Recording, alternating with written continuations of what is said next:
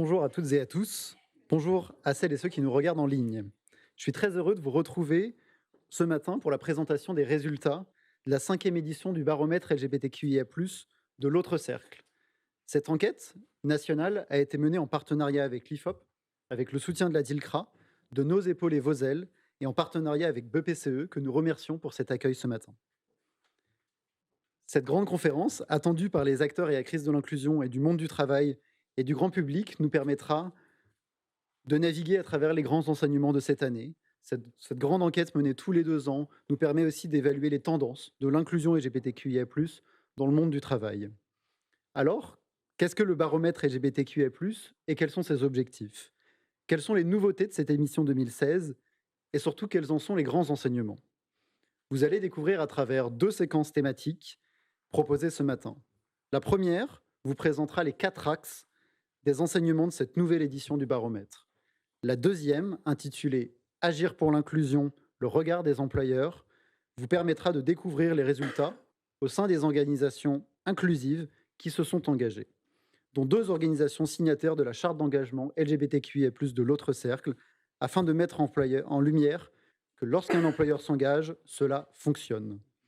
Mais avant cela, je vais inviter Céline Tricon-Bossard, directrice des ressources humaines de BPCE et membre du comité de direction général de Natixis, pour ouvrir cette conférence. Cécile.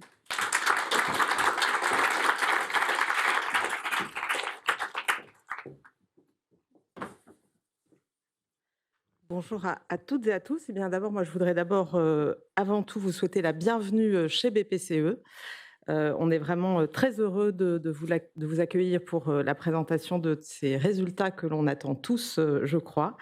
Alors peut-être pour ceux qui ne le savent pas, le groupe BPCE, enfin derrière le groupe BPCE se cache un certain nombre de marques que pour le coup je pense que vous connaissez tous, hein. On parle des réseaux Caisse d'épargne, Banque Populaire, mais aussi du Crédit Coopératif, de la CASDEN, Onet, la Banque Palatine, Natixis, enfin tout un ensemble d'entreprises engagées. On est aussi le deuxième groupe bancaire français, le quatrième en Europe. On finance plus de 21% de l'économie, ça veut dire que plus d'un projet de vie sur 5 est financé par nos banques.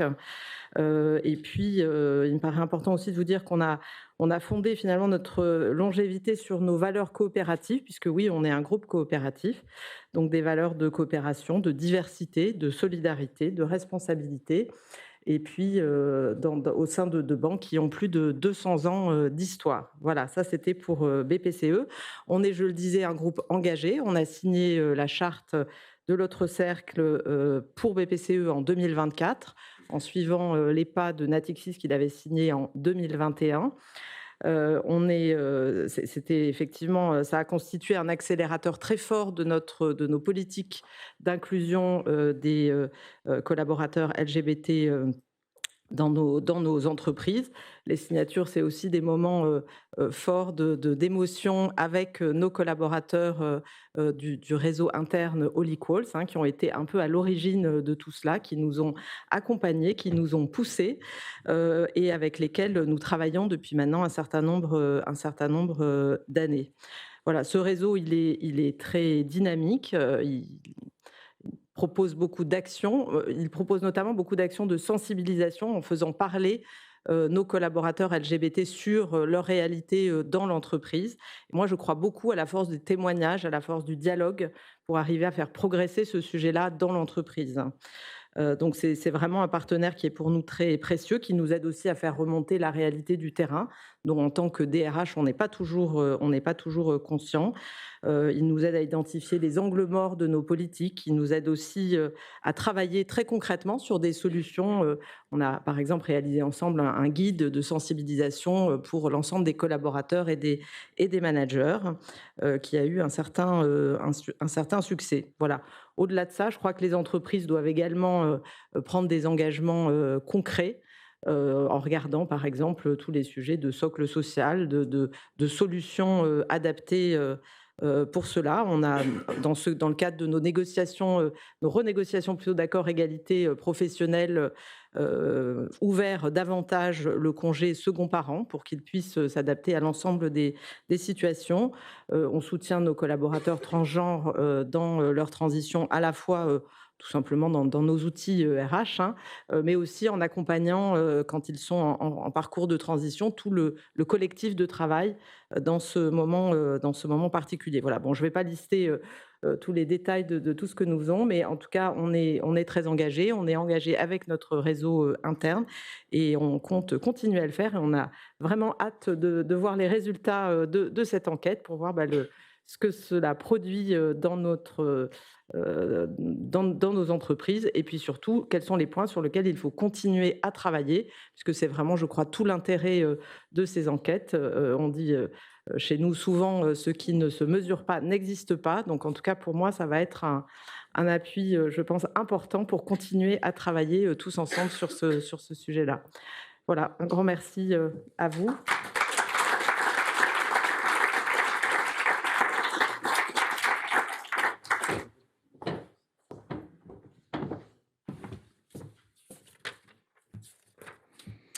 À nouveau, un grand merci de la part de l'ensemble des équipes de l'autre cercle pour votre accueil ce matin pour notre conférence. Et parmi les soutiens annoncés, comme je l'évoquais en ouverture, l'un de nos partenaires nous accompagne fidèlement sur l'ensemble de nos grands projets, la DILCRA, et donc j'invite à me rejoindre sur scène Mathias Hott, délégué interministériel à la lutte contre le racisme, l'antisémitisme et la haine anti-LGBT.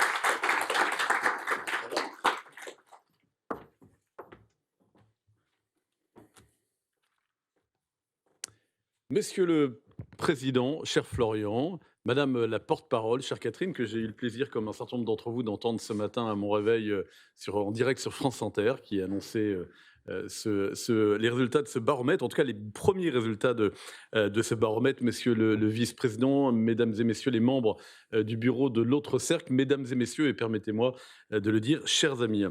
Alors ce matin, nous nous retrouvons pour ce qui pourrait ressembler en apparence à un événement professionnel comme vous en avez beaucoup, peut-être même à la même heure que d'autres réunions qui s'ouvrent en ce moment partout en France. Mais ce qui se joue ici est tout sauf ordinaire, parce que nous faisons ensemble le pari d'un monde professionnel qui inclut, qui respecte, qui émancipe. Ce n'est pas simplement un choix, c'est une exigence que des milliers de parcours de vie nous rappellent chaque jour avec force. Alors imaginez quelques instants ce moment que un certain nombre d'entre vous ont probablement connu. Vous arrivez le matin au bureau, vous prenez votre café, un collègue raconte son week-end, parle de sa famille, de sa femme, de son mari. Et vous choisissez vos mots, vous pesez ce que vous pouvez dire, ce que vous devez taire, vous souriez, vous répondez parfois à côté, vous éludez, vous ne dites rien, puis vous entrez en réunion et cela recommence à nouveau. Cette histoire est malheureusement assez banale pour trop de personnes parce qu'elles sont LGBT. C'est même leur quotidien. Un quotidien fait d'autocensure, de blagues qui n'en sont pas, de moqueries banalisées et parfois de formes bien plus graves de harcèlement et de discrimination. Des réalités qui n'ont pas leur place dans notre République et contre lesquelles nous devons évidemment nous battre collectivement. Et c'est précisément pour objectiver cette réalité que le baromètre de l'autre cercle existe. Et je suis très heureux que la DILCRA soit une nouvelle fois à vos côtés, cher Florian, chère Catherine, pour ce rendez-vous biannuel. Un rendez-vous que nous sommes fiers de soutenir depuis près de 10 ans et qui est devenu édition après édition une référence incontournable. Car pour avancer, Madame la directrice, pardon d'ailleurs de ne pas vous avoir salué en introduction, vous le disiez fort justement, pour avancer, il nous faut des données et on ne combat que ce que l'on mesure bien. Il nous faut des données solides, rigoureuses, comparables, des données qui permettent de nommer ce qui progresse et de pointer, sans détour, ce qui bloque encore. Du côté de l'État, nous améliorons nos propres outils de mesure depuis la mise en œuvre du plan LGBT+ 2023-2026 avec des sujets spécifiques LGBT qui sont intégrés désormais aux études et aux statistiques générales. Mais évidemment, les remontées de terrain que vous produisez sont irremplaçables. Et vous savez le faire avec le niveau de rigueur et de professionnalisme que l'on vous connaît toutes et tous. Et pour cette 5e édition, l'autre cercle et l'IFOP, et je salue François Cross, le directeur des études politiques et d'actualité, ont mené une enquête d'une ampleur inédite auprès des dizaines de milliers de salariés en France. Et ce que ces données nous disent, vous allez l'entendre dans quelques instants grâce à l'excellent François Cross, ce que ces données nous disent, c'est que ce baromètre porte en lui un paradoxe à la fois puissant et un peu dérangeant, évidemment. Oui, parce qu'il y a évidemment une bonne nouvelle d'abord. La visibilité des personnes LGBTQIA+ au travail a progressé de 19 points en 5 ans. C'est historique et c'est le fruit d'efforts réels, collectifs que nous devons saluer. C'est le fruit aussi de votre travail, mesdames et messieurs, au sein de l'autre cercle. C'est le fruit de ces combats que vous menez depuis de très nombreuses années, qui ne sont pas des combats vains, qui produisent des résultats. Alors, certes, parfois on cherche toujours le grand soir, il faut parfois privilégier les petits matins au grand soir. Il y a toutes ces petites victoires qui avancent et qui sont révélées à travers cette étude. Mais dans le même temps, les discriminations vécues au travail ont bondi de 12 points en 2 années seulement. Ces deux réalités coexistent et c'est ce paradoxe qui rend ce travail si précieux et nécessaire. Il nous oblige à regarder la vérité en face, sans nous contenter des progrès accomplis. Plus on est visible et plus on s'expose. Et c'est cette tension qui doit aujourd'hui être au cœur de notre travail et de nos réflexions et qui est, je pense, au cœur de l'étude et qui ne doit pas être une raison, évidemment, pour nous de reculer. Parce que ce que ces chiffres nous disent, c'est que l'engagement des organisations fonctionne, là où les employeurs s'engagent vraiment, concrètement, avec constance, les résultats sont là et ils sont significatifs. C'est donc un message d'espoir, un appel à l'action pour tous ceux qui hésitent encore. Pour l'État, ces chiffres sont également un miroir. Ils nous disent là où nos politiques publiques ont produit des effets et là où elles doivent aller plus loin, plus vite, plus fort. C'est donc un appel direct à l'action. Et je veux souligner le fait que depuis 10 ans, la DILCRA, au nom de l'État, s'appuie évidemment sur votre expertise, votre capacité à mobiliser les employeurs comme accompagner les salariés. Alors évidemment, nous avons toute notre part à prendre et nous nous efforçons de le faire dans le cadre du plan national pour l'égalité contre la haine et les discriminations anti-LGBT+, 2023-2026 et qui arrivera à échéance à la fin de cette année, mais dont nous préparons le renouvellement déjà activement. Des mesures concrètes ont été mises en œuvre. Nous avons engagé un dialogue avec les éditeurs de logiciels RH pour que la réalité des personnes trans y soit pleinement reconnue, le prénom d'usage, la civilité, la dignité, tout simplement.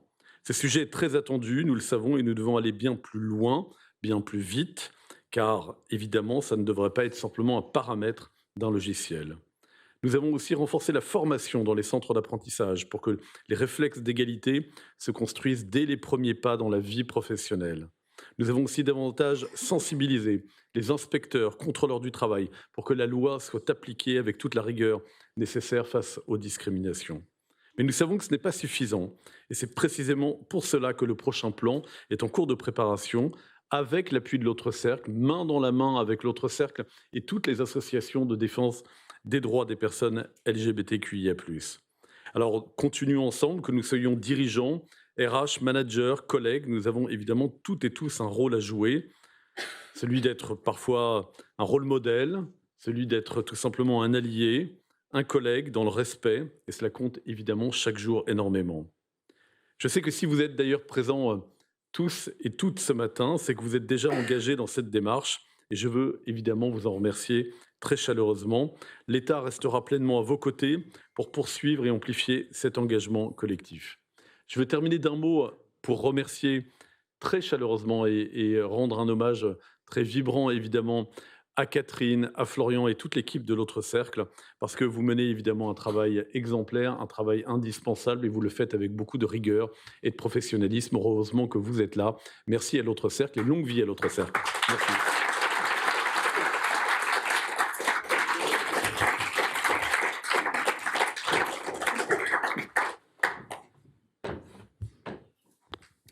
Un grand merci, monsieur le délégué interministériel, pour vos précieux soutiens, que ce soit sur ce projet baromètre ou mais également sur les grands projets que l'autre cercle initiative peut mener depuis plusieurs années. Alors nous voici arrivés, j'ai envie de dire enfin, à l'annonce et à la présentation tant attendue des résultats de cette 5e édition du baromètre LGBTQIA+ 2026. Pour vous les présenter, à 3 voix, je vous invite Julien Ami, directeur grand projet de l'autre cercle, François Cros de l'IFOP et Catherine Tripon, porte-parole fédérale de l'autre cercle, à venir sur scène.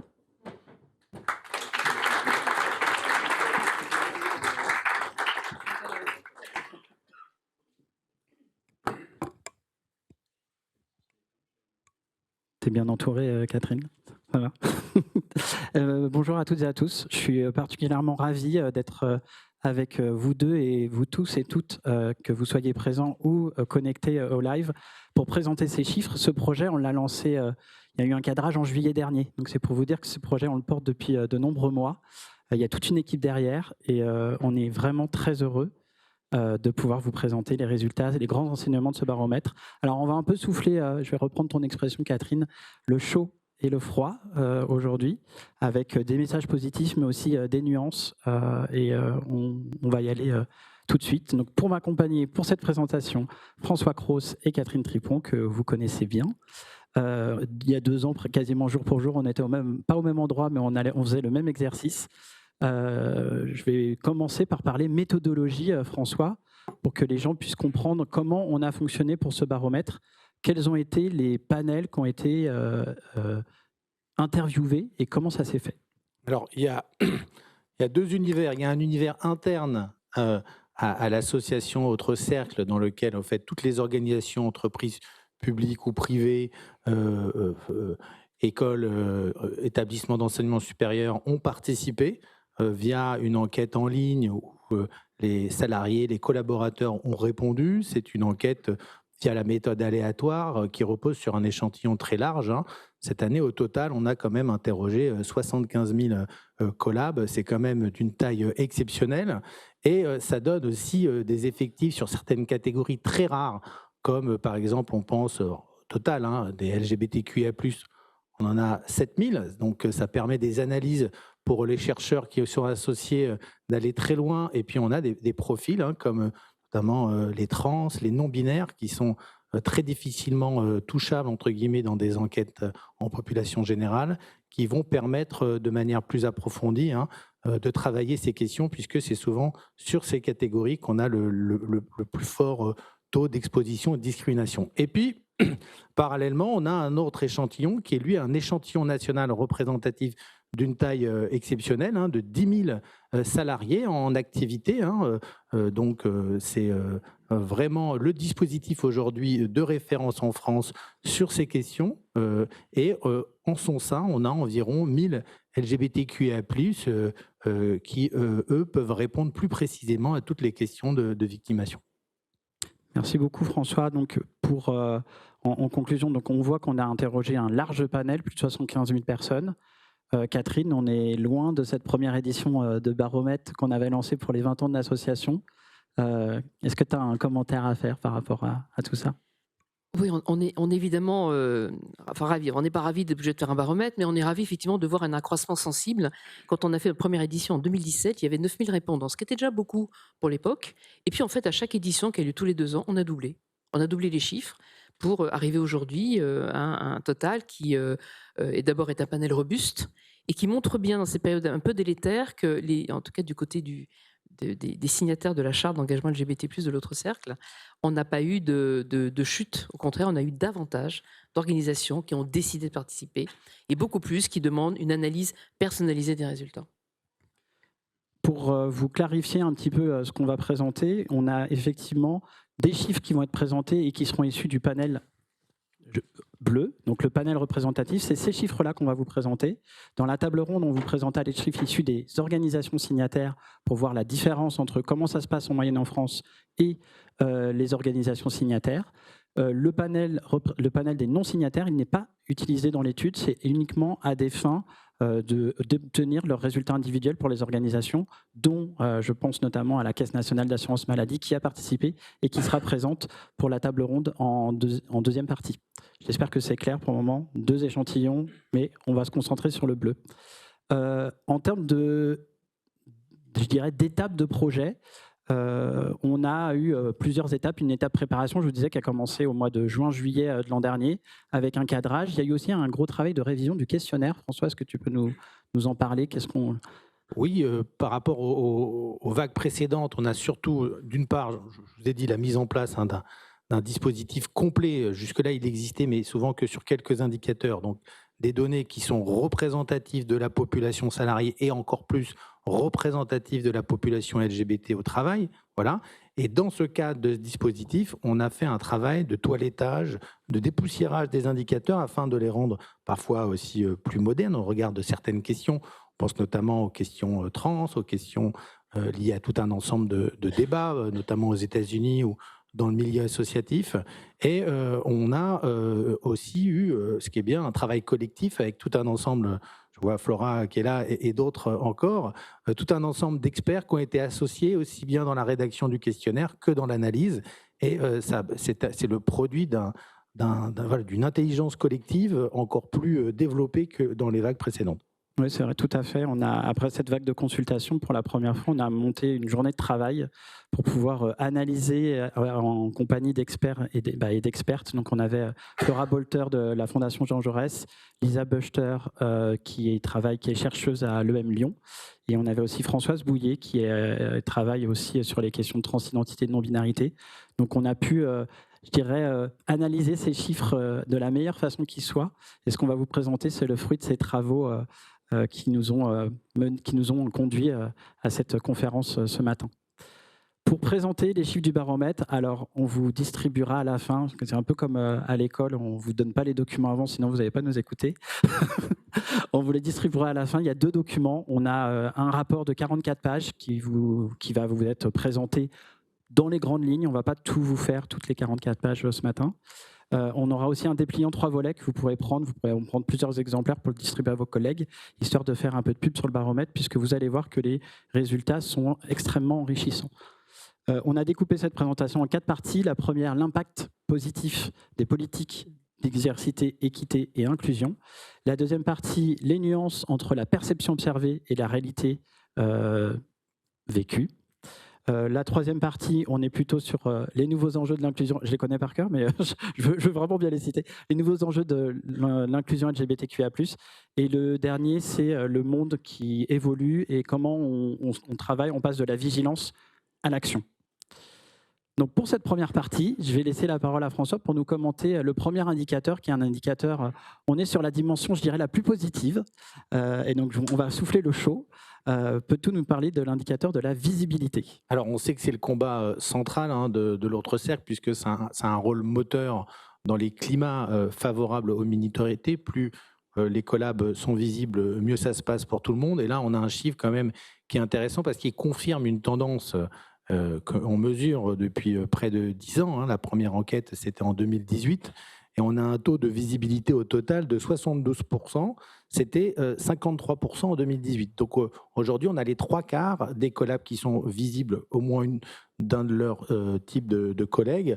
C'était seulement 1 sur 2 en 2018. Donc on voit quand même le progrès incroyable qui s'est passé dans les esprits et aussi tout simplement dans les décisions prises par chacun des collaborateurs. Et en l'espace de 2 ans sur la visibilité auprès des collègues, on est à plus 4 points, mais par rapport à 2018, plus 14, donc on voit la progression. Et surtout, auprès des supérieurs hiérarchiques, on sait on s'expose à plus de risques quand on décide d'être visible à l'égard d'un supérieur. On a une progression là aussi de 7 points. C'est très bien, mais je dirais attention à pas trop... franchement, y voir que du positif. Quand on va regarder dans le détail, on a seulement 1/3 des LGBT qui sont visibles auprès de tous leurs supérieurs hiérarchiques. Et c'est à peu près la même chose, 37% auprès de tous ses collègues. Donc on voit bien qu'il y a encore certaines réticences. Il y a certains profils, notamment dans la hiérarchie, on n'ose pas encore s'assumer. Donc on n'a pas la visibilité, je dirais, pleine et entière, reste encore l'exception, en tout cas le fruit d'une minorité. La tendance est positive, mais bien sûr, il reste beaucoup de progrès à faire. Merci beaucoup, François. Catherine, effectivement, on va parler de nuances. On a vu qu'au niveau des tranches d'âge, c'était pas tout à fait similaire et je dirais que c'est pas la même visibilité. Est-ce que tu peux nous en parler? Alors, effectivement, là, il y a un phénomène générationnel, je ne vais pas dire intergénérationnel, générationnel qui rentre en ligne de compte. On est à 80% pour les 39 ans. C'est-à-dire des populations qui se sont assumées, qui arrivent dans le marché du travail avec un regard apaisé, avec malgré tout des employeurs qui s'engagent. Et puis une vision de la société aussi qui est beaucoup plus positive, même si on a en corollaire, là on souffle froid, beaucoup plus de violence et d'agression en ce moment. Un marqueur important chez les jeunes LGBTQIA+, c'est qu'ils sont à 9 sur 10 sont visibles durant leurs études. Et ils ne sont plus que 7 sur 10 à être visibles dès qu'ils franchissent le seuil de premier emploi, que ce soit alternance, apprentissage, stage, CDD ou un premier CDI. Et puis, bien sûr, ce qu'on appelle les seniors, alors même si l'âge des seniors est à géométrie variable, disons qu'au-delà de 45 ans, allez, on va dire plutôt 50, on descend. Non, 60, s'il te plaît. Je n'interrogerai pas les DRH pour demander à partir du moment dans leur cote, ils considèrent qu'on est face aux seniors. On va rester sur 60. Je ne dis rien. Alors, c'est 60 si tu veux. Et en l'occurrence, 65% de ces seniors seulement sont visibles. Évidemment, ce sont des personnes qui, dans leur passé, n'ont pas pu l'être.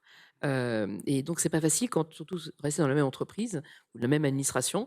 Pendant des années, vous n'avez rien dit, vous avez menti, vous avez occulté, vous avez parlé de votre ami, vous êtes inventé une moitié de sexe opposé.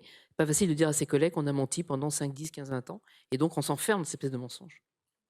Très intéressant d'ailleurs, tu as cité l'enquête Parcours Jeunes qu'on avait lancée l'an dernier. Et on reparlera de ce chiffre-là pendant la table ronde avec Guillaume et Eugénia qui est présente. Passons au deuxième enseignement de cette première partie, c'est l'épanouissement au travail. Alors, c'est une question qui nous avait été soufflée par Generali, qui a participé à la révision du questionnaire. Donc, je les remercie, puisque c'est une des questions qui nous a permis de faire ressortir des enseignements extrêmement instructifs. François, est-ce que tu peux nous en dire plus sur ce taux d'épanouissement au travail en fonction du cadre inclusif de l'organisation ? C'est lié à une question qui est, à vos yeux, l'entreprise est-elle LGBT friendly en utilisant ce terme, et puis on l'a défini en gros globalement ouverte et bienveillante sur le sujet. Donc, c'est pas la notion d'inclusif, puisque inclusif parfois ça peut signifier autre chose. Et là, on voit que bien sûr, ce sentiment, ce climat, il est essentiel dans le bien-être au travail. On le rappelle. La lutte contre les LGBT-phobies, ce n'est pas seulement un impératif moral, hein, c'est aussi un enjeu de santé publique. Car on le voit, on l'a vu encore récemment avec la DILCRA sur une enquête sur les racismes et les discriminations au travail. Ce n'est pas que les LGBT, toute personne qui est discriminée, ça impacte sa vie sociale, son bien-être mental, ça ensemble des pensées suicidaires, des dépressions, des absences aussi, tout simplement. Tout un ensemble d'effets très nocifs sur la personne qui fait que ce degré d'inclusivité, ce sentiment d'être bien accueilli quand on est une minorité de genre, c'est essentiel et on le voit, on a près de 30 points d'écart entre dans le sentiment d'être bien dans sa boîte, entre guillemets, entre les collabs qui sont dans des entreprises très inclusives et celles qui ne le sont pas. Même constat, Catherine, sur la visibilité ? Alors, sur la question, effectivement, visibilité vis-à-vis de son N+1, son supérieur hiérarchique direct, on avait 49% en 2024, on est passé à 56%.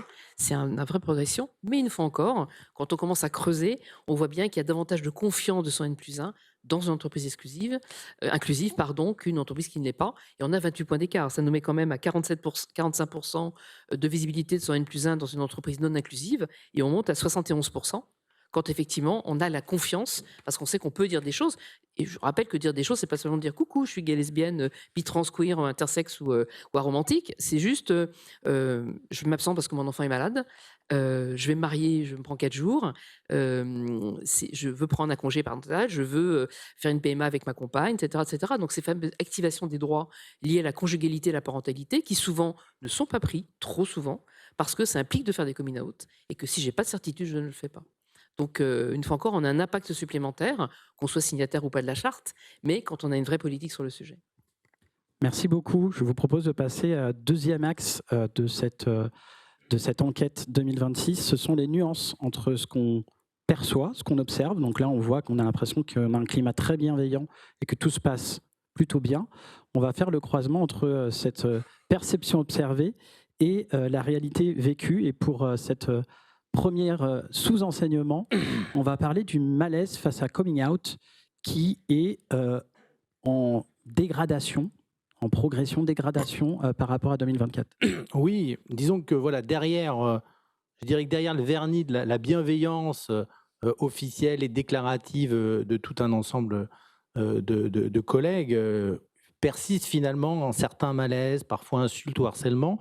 Là, en l'occurrence, c'est le malaise à l'égard du coming out. Donc, de l'acte de visibilité du collègue et qui est le signe finalement que cette LGBT friendliness, elle opère parfois qu'en surface, que quand on va creuser, les gens admettent quand même qu'ils ont du mal avec cette altérité, avec cette transgression, notamment des normes de genre. On a dans ces résultats qui sont quand même assez inquiétants, on a plus 8 points sur le malaise à l'égard du coming out d'un collègue non binaire, plus 4 points pour un collègue trans, et voilà, 3 ou 4 points pour les autres.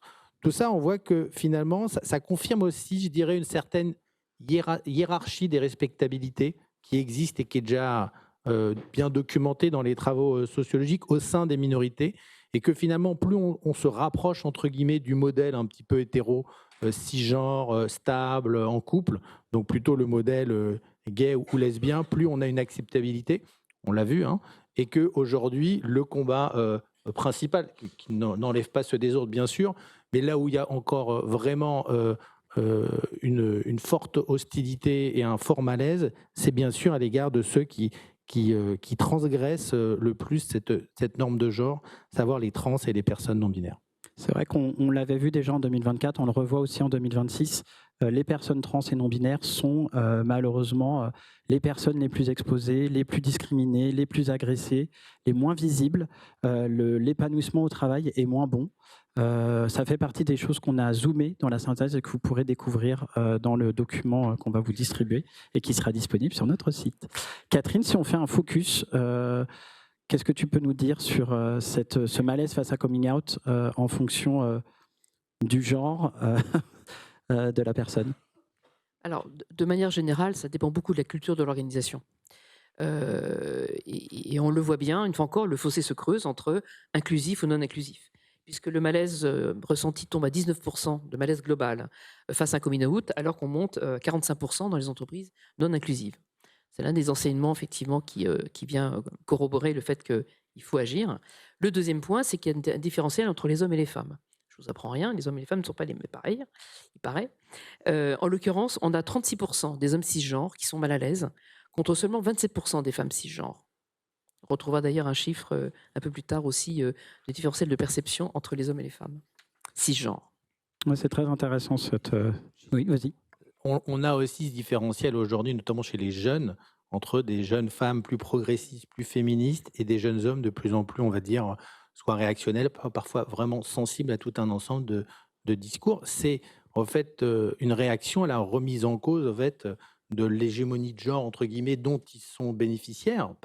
Beaucoup ont conscience de ces inégalités, mais d'autres se rattachent particulièrement à des modèles, on va dire, de genre traditionnel, parce qu'ils y voient une source de respectabilité qui est à leurs yeux essentielle. Donc, ce point-là, en gros, chez des jeunes, notamment jeunes hommes cisgenres ou hétérosexuels, on le retrouve aussi dans l'adhésion à tout un ensemble de discours masculinistes sur plein de sujets.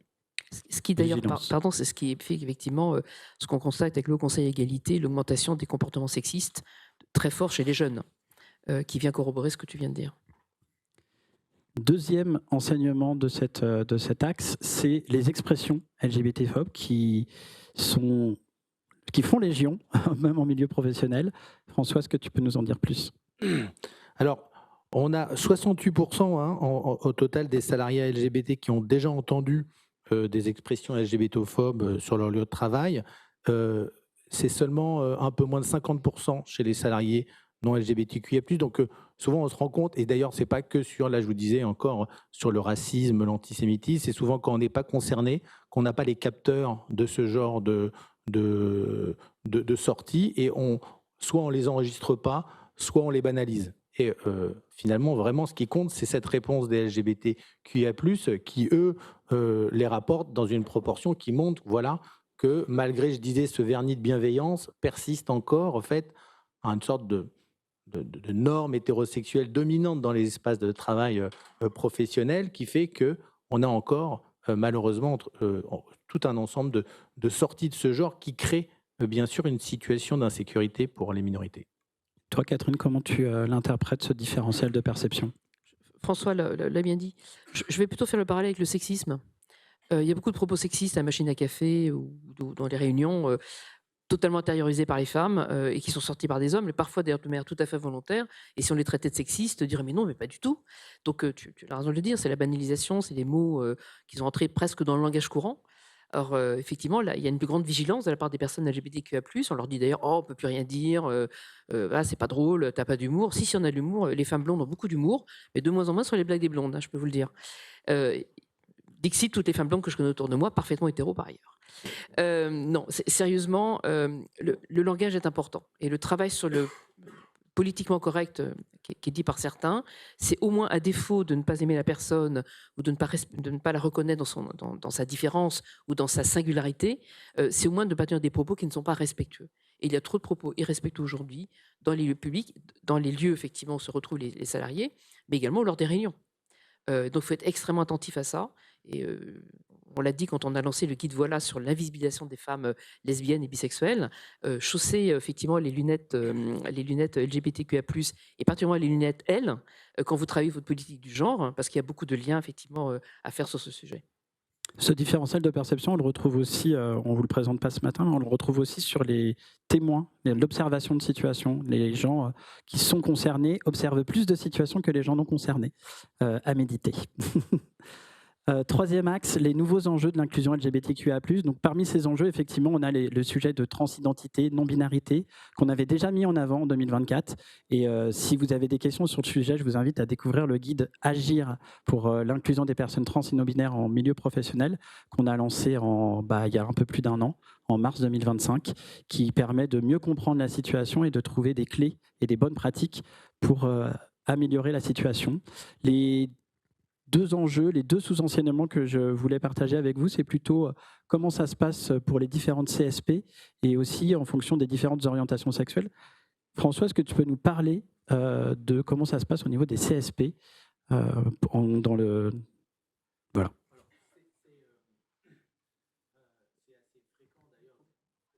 C'est assez fréquent, hein, ça fait depuis des années qu'on voit ce différentiel et qui montre que voilà, cette exposition, cette sensibilité à ces sujets, elle n'est pas liée seulement au fait à appartenir à telle ou telle minorité de genre, à telle orientation, elle est liée aussi à un statut social et à un statut dans l'entreprise. Et on voit que l'épanouissement des cadres et professions intellectuelles supérieures est sensiblement plus élevé que les catégories plus populaires. Et c'est aussi le signe d'une prime de respectabilité, dans le sens, et ça on l'observe depuis toujours, qu'au fait, quand on a un statut social, au fait, les gens vous autorisent plus une transgression à l'égard des autres normes. D'accord ? Et ça s'est vu dans le passé où, au fait, on pouvait accepter que, je sais pas moi, tel roi, tel grand bourgeois, tel grand auteur puisse sortir de la norme, alors qu'on l'acceptait beaucoup moins d'une personne du petit peuple, entre guillemets. Et aussi, on a un effet de structure, un effet lié au type de secteur d'activité. Les ouvriers sont beaucoup plus dans des secteurs à dominante masculine. Je pense par exemple à l'industrie, le BTP, et où en fait on a une culture professionnelle viriliste, pas systématique, mais plus fréquente, qui sanctionne, entre guillemets, plus fortement la sortie de la norme hétéro cisgenre. Et donc on voit que ce taux d'épanouissement est dégressif en fonction de la CSP. Catherine, on voit l'effet inverse sur les agressions physiques. Sur les agressions physiques, c'est clairement effectivement les populations d'ouvriers ou employés qui sont le double effectivement que les personnes de l'encadrement. On est à 14% effectivement d'actes de violence physique pour les ouvriers employés contre 7% pour les cadres. Donc c'est aussi un indicateur intéressant et important sur la vulnérabilité professionnelle, hein, quand vous êtes en soumission hiérarchique. Et quand je prends le terme de soumission, je pèse mes mots, parce qu'évidemment quand il y a des violences et qu'il y a à un moment donné emprise et soumission de la part des personnes, alors ça peut être le N+1 comme ça peut être les collègues, hein, et que ce soit mal géré par le chef d'équipe ou la chef d'équipe. Donc c'est quand vous n'avez pas de pouvoir de décision, de pouvoir d'encadrement, c'est beaucoup plus compliqué. Et on est en 2026. On a une augmentation des actes de violence sur le travail, qu'on les ait dans la rue, qu'on les ait dans la société civile, parfois à l'école, c'est une chose. Mais sur le lieu de travail avec des règles, ça interroge quand même beaucoup d'en avoir autant. Donc c'est aussi un ajustement que doivent se faire effectivement les employeurs sur comment ça se passe sur le terrain, dans les usines, sur les sites, là où on n'est pas directement rattaché au siège social. Oui, 14% des ouvriers et ouvrières LGBTQIA+ ont connu une agression physique sur leur lieu de travail. C'est ça qu'il faut retenir. Et donc, on voit que le bien-être et la sécurité au travail restent inégaux suivant cette CSP. L'un des deuxièmes enjeux, en plus, je vous ai dit la transidentité, la non-binarité, la catégorie socio-professionnelle, on a aussi la bisexualité et la pansexualité. François? Alors, c'est aussi un classique hein, des résultats de l'analyse de ce type d'enquête, où on voit au fait que la bisexualité occupe une position, je dirais, doublement marginalisée, puisqu'elle est bien sûr effacée par la norme hétéro d'un côté, mais aussi parfois, pas partout, mais aussi parfois suspecte d'inauthenticité par certains pans de la communauté LBT, enfin excusez-moi. Ah oui. Oui, il faut enlever les B, bien sûr. Et donc, c'est quelque chose qu'on voit qu'il y a un phénomène de double discrimination et bien sûr qu'on a cette question de la bipansexualité. Souvent, on va dire les plus de 40, 50 ans se disent bi, les plus jeunes se disent pan, mais c'est la même, entre guillemets, catégorie et on a un différentiel qui est bien sûr assez fort dans ce domaine. Oui, c'est la même catégorie dans l'enquête. On ne va pas vexer les personnes vieilles. Donc, on voit qu'effectivement, il y a un taux de discrimination qui est plus fort, visibilité aussi qui est plus faible, Catherine? Oui, on a des niveaux d'agression qui sont supérieurs de 12 à 11 points par rapport aux personnes homosexuelles. Et l'action de la visibilité, justement, personne ne se cache. Et avec un impact, comme toujours, extrêmement, cette charge mentale, cette difficulté à devoir faire semblant. Et on entend surtout des propos déplacés. Hein. Mettez-vous à la place des personnes qui entendent une remarque un peu douteuse au cours d'une réunion avec des collègues et personne ne réagit ou tout le monde ricane. C'est effectivement extrêmement violent. Mais malgré tout, même en étant discret, ça n'empêche pas de l'hostilité pour que les personnes osent osent avoir des comportements discriminants vis-à-vis de ces populations-là. Merci beaucoup. Tu voulais compléter? Non? Non. Je vous propose de passer au dernier axe. On arrive bientôt à la fin de la présentation de ces chiffres. Alors, pour rappel, c'était vraiment le panel représentatif des employés en France qu'on a zoomé dans ces différents indicateurs.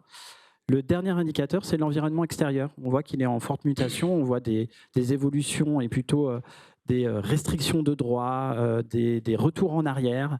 Nous, on a parlé de durcissement. Un double durcissement dans les actes, mais aussi un double durcissement dans les paroles.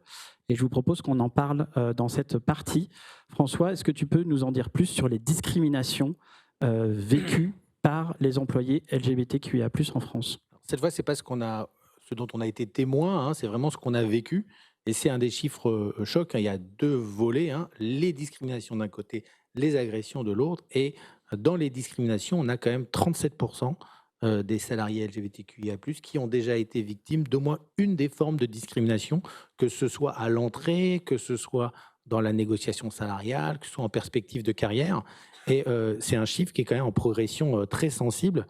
On a notamment plus 8 points dans le déroulement de carrière, plus 9 points dans les missions confiées, tout ça en l'espace seulement de 2 ans. Donc, comment l'interpréter? Il y a toujours plusieurs éléments qui peuvent venir. On a le même sur les questions de sexisme, c'est-à-dire un seuil de tolérance en fait, qui fait qu'aujourd'hui, les personnes LGBT perçoivent beaucoup plus le caractère discriminatoire qu'avant, de même qu'on perçoit plus le caractère sexiste.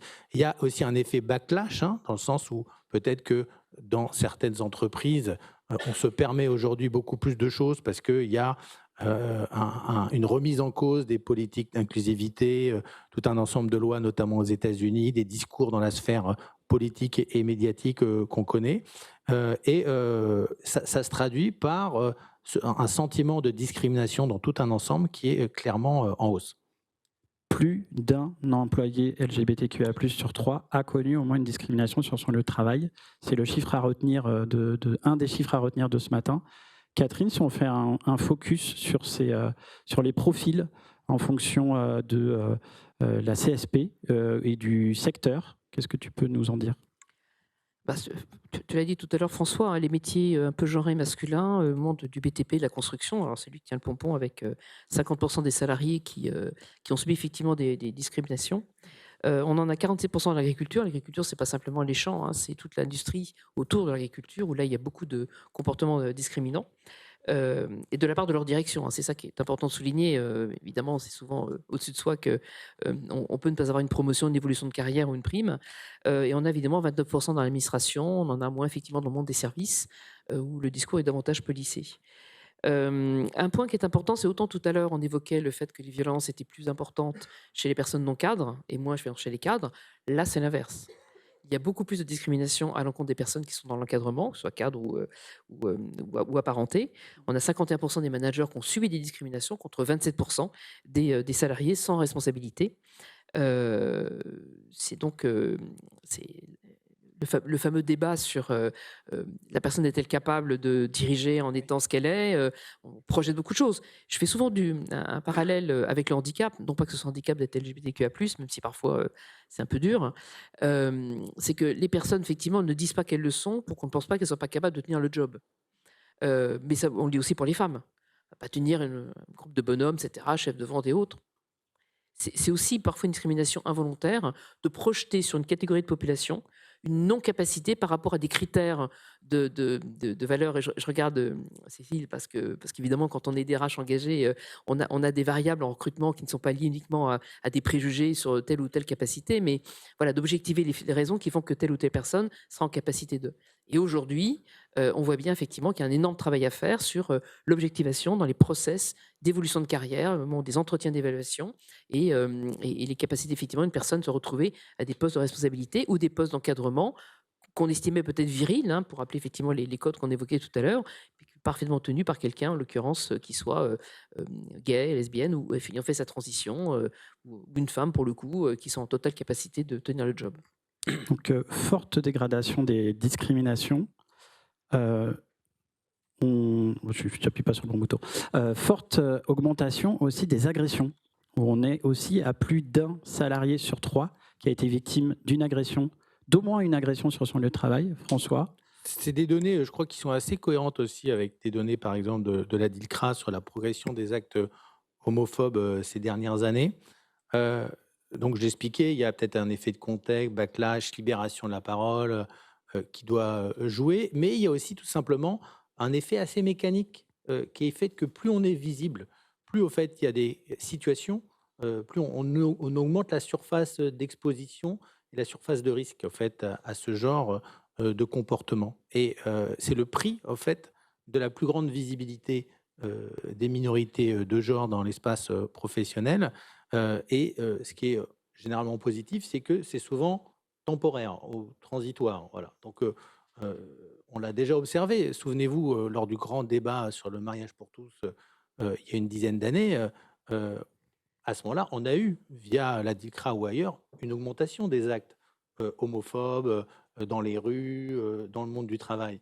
Et après, ça s'est tassé. Donc, on peut, entre guillemets, espérer, même si, bien sûr, c'est pas une boule de cristal pour le projeter, mais on peut y voir peut-être finalement, non pas au fait un échec de l'inclusion, mais au fait le symptôme d'une période transitoire où finalement on a encore des normes qui sont dominantes, mais qui ne sont pas encore suffisamment installées, des normes de bienveillance qui ne sont pas encore suffisamment installées pour empêcher l'expression de ce genre de réaction. Et on peut espérer y voir un peu le champ du signe d'une LGBTophobie qui est clairement minoritaire, on le voit sur tous les indicateurs, mais qui actuellement résiste le plus possible à cette plus grande visibilité des minorités. Donc plus 12 points sur les discriminations, plus 8 points sur les agressions. Et on voit même qu'il y a même plus 12 points sur les agressions physiques qui passent à 23% des salariés LGBTQIA+. Dernier enseignement, c'est le taux d'opposition aux politiques diversité, équité et inclusion. Donc globalement, c'est favorable. 80% des employés qui ont été sondés du panel représentatif sont favorables. Mais si on fait le calcul inverse, ça veut dire que 19% ne le sont pas. Catherine, si on zoome un peu sur ces 19%. Alors, ce qu'il faut souligner, le deuxième enseignement aussi, c'est la différence d'appréciation entre les hommes cisgenres et les femmes cisgenres. puisque l'opposition politique diversité, égalité ou équité et inclusion, on a 23% effectivement chez les hommes cisgenres qui le rejettent, contre 12% chez les femmes cisgenres. C'est 2 fois plus. Bravo. Bravo Julien. On applaudit Julien. J'ai fait des maths quand étant plus jeune. Mais un autre... tu as raison d'être un peu optimiste malgré tout. Moi, je nuance un peu le sujet parce que cette montée des discours anti-genre, cet environnement politique délétère que l'on voit aujourd'hui, l'impact de finalement ce qui se passe aux États-Unis, même si on travaille dans une entreprise franco-française et qu'il n'y a pas de lien direct, fait pas de business avec le gouvernement fédéral, fait que ça s'est insinué dans le discours politique, ça s'est insinué dans à peu près tous les réseaux sociaux. Et comme on ne regarde que ce que vous pousse l'algorithme, on est enfermé. Ça fait une de fenêtre d'Overton qui fait qu'à un moment donné, on finit par le croire. Donc, ces discours-là, dans le subconscient, commencent vraiment à marquer les personnes et ça décompose finalement les propos. Et donc, on retrouve à la machine à café des propos qu'on n'entendait plus depuis 10 ans parce que ce n'était plus acceptable. Et c'était effectivement sanctionné. Donc, entre les entreprises qui vont peut-être moins sanctionner des propos déplacés, entre libération de la parole de plus en plus forte, parce que finalement, quand vous avez des personnalités politiques qui s'autorisent certains propos, j'ai le droit de le dire moi-même. Pas non plus, voilà. Hein, c'est pas l'insulte ou le propos dénigrant n'est pas soumis à la loi. On peut dire ce qu'on veut. Il y a des mots qu'on ne peut pas forcément dire. Hein. Il y a une façon de dire les choses, y compris la question de racisme ou d'antisémitisme. Mais il y a effectivement, en tout cas vis-à-vis des personnes LGBTQIA+, des propos tenus qui sont peu respectueux, qui sont dénigrants, mais qui ne tombent pas sous le coup de la loi et qu'on peut donc dire comme on le souhaite. On est arrivé à la fin de la présentation des grands enseignements de cette enquête. J'espère que ça vous a passionné. Merci beaucoup François, Catherine, pour ces éclairages, et même plus que ces éclairages. Est-ce que vous voulez dire un mot de fin pour cette séquence avant qu'on repasse la parole à la suite ? Non, moi, pour confirmer, hein, je suis peut-être un peu optimiste. Enfin, on nous demande toujours, nous, les sondeurs, à regarder dans une boule de cristal et on prend toujours une part de risque. Moi, je dirais voilà, que c'est tout le symptôme d'une transition, c'est-à-dire d'une victoire culturelle des associations et de tous les militants de la visibilité, de l'inclusion. On le voit, hein, il y a clairement 80% des salariés qui soutiennent les politiques DEI. Et c'est beaucoup plus fort encore que chez l'ensemble des Français. On a notamment des seniors qui sont plus rétifs. On a une visibilité accrue, donc ça c'est le symptôme au fait. Hein, de cette victoire, de ce combat. Et les choses se sont faites en très peu d'années hein, sur ces sujets. Hein. De même qu'on a une plus grande acceptation de l'homosexualité dans la société, de la visibilité des LGBT dans l'espace public, de l'homoparentalité. Tout ça a vraiment été, dans nos enquêtes, en tout cas, bouleversé. En l'espace d'une dizaine d'années, on a aujourd'hui, on va dire, le camp de la réaction, entre guillemets, est clairement minoritaire. Mais c'est pour ça que, voilà, quand on voit que finalement, cette plus grande visibilité va de pair avec une hausse très forte des discriminations et surtout des agressions, on peut, je veux dire, espérer y voir plutôt une transition entre le passage d'une norme à l'autre et que la norme aujourd'hui de la bienveillance est majoritaire, elle gagne, mais il y a encore des résistances et elle n'est pas encore suffisamment puissante pour empêcher l'expression de tout un ensemble de propos, de comportements inacceptables. Merci beaucoup François. Je te rejoins, mais les employeurs aujourd'hui sont confrontés à une situation qu'on ne mesure pas. On ne sait pas ce qui se passera à l'été 2027. Et cette petite musique nauséabonde qui se distille un peu partout en ce moment, en sachant que la question de LGBTQIA+, des diversités, elle n'est pas dans le dialogue social. Il n'y a pas d'obligation concernant nos sujets. Il n'y a pas d'obligation légale avec des pénalités financières comme pour certains critères. Donc, il n'y a pas d'obligation en soi de bien faire les choses, d'en faire un peu plus. Donc, finalement, si beaucoup d'employeurs aujourd'hui, à travers les résultats de l'enquête en France, choisissent de continuer un moins-disant sociétal, ils en tireront les conséquences à terme. Et on le verra tout à l'heure avec la table ronde qui va être animée avec Guillaume. C'est pas le moment d'en faire moins. C'est au contraire le moment d'en faire plus, tenant compte de l'instabilité politique et d'un délitement politique dont on ne mesure pas les effets pervers dans 1 an, 2 ans. On a effectivement les législatives qui vont arriver, on a aussi les européennes qui vont arriver, on a les sénatoriales, on a beaucoup d'élections qui vont arriver, et on s'en met effectivement une fracture au sein même de l'Europe, qui fait que ces inconnus, on ne maîtrise rien à l'extérieur, En revanche, on maîtrise ce que l'on fait sur le lieu de travail quand on a une responsabilité effectivement en tant qu'employeur. Et sans teaser la séquence d'après, effectivement, s'engager, ça a des impacts positifs.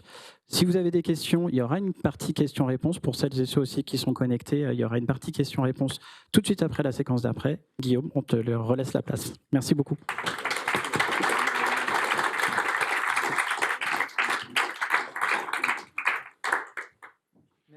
Catherine, François et Julien pour ces échanges passionnants autour des grands enseignements du baromètre LGBTQIA+ 2026. Alors nous allons désormais passer à la deuxième séquence de cette matinée, la table ronde intitulée « Agir pour l'inclusion, le regard et le rôle des employeurs ». Et pour cela, je vais inviter à me rejoindre sur scène Abdelkader Bentahar, Aurélie Combas-Richard et Eugénia Yamas.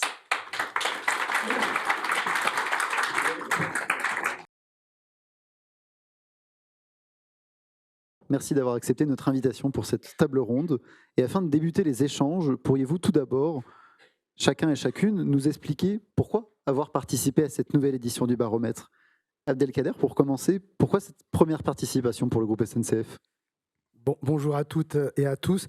Donc pour nous, le groupe SNCF, c'était important parce que nous sommes signataires de la charte de l'autre cercle donc en mai 2023.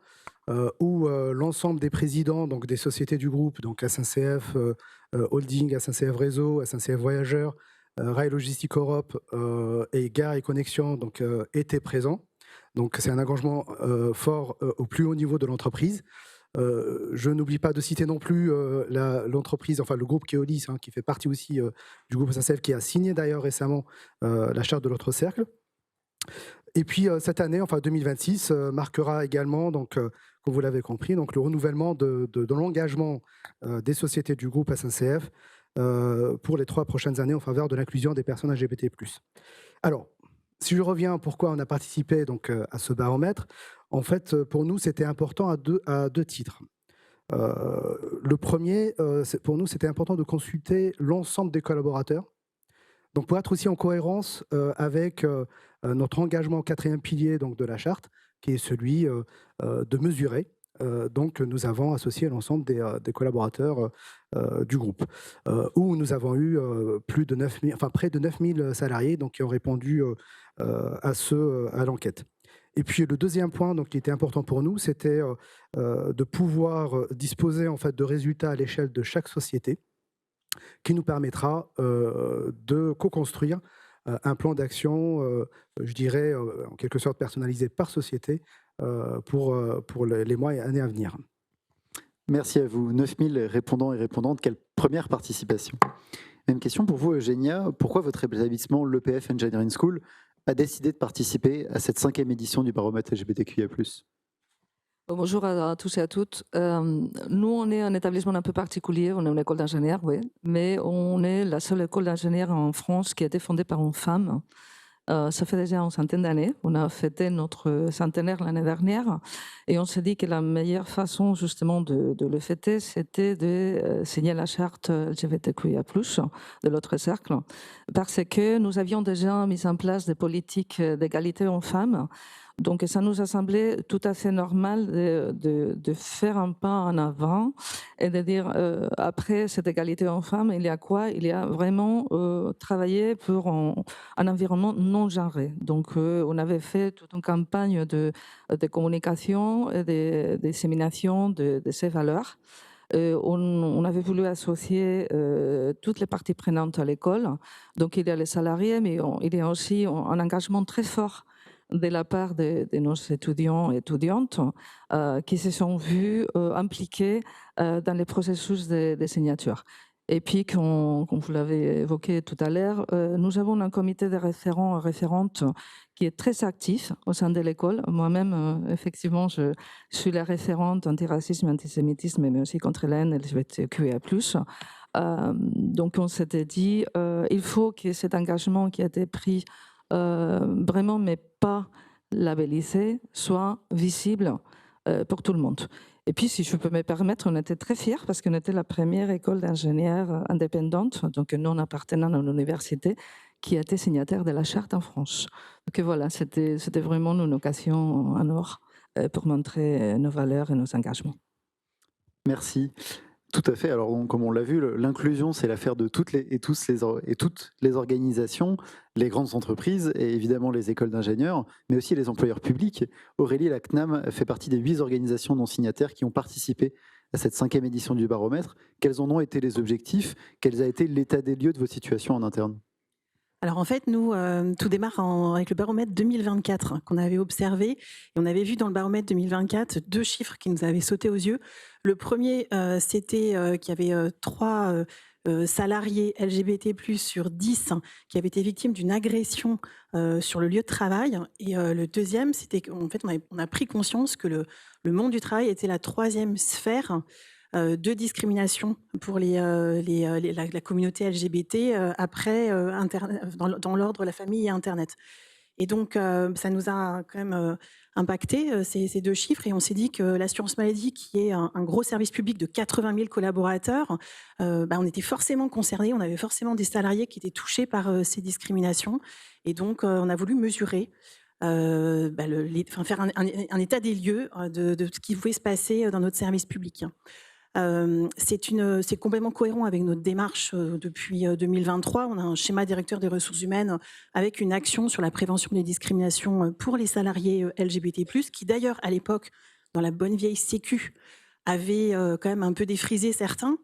Et puis donc on avait 3 objectifs. Le premier objectif, c'était évidemment de prévenir les discriminations.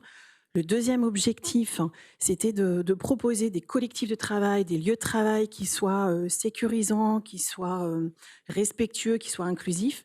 Et puis le troisième objectif, c'est plus large, c'était de sensibiliser tous nos collaborateurs à la LGBT-phobie, à la transphobie.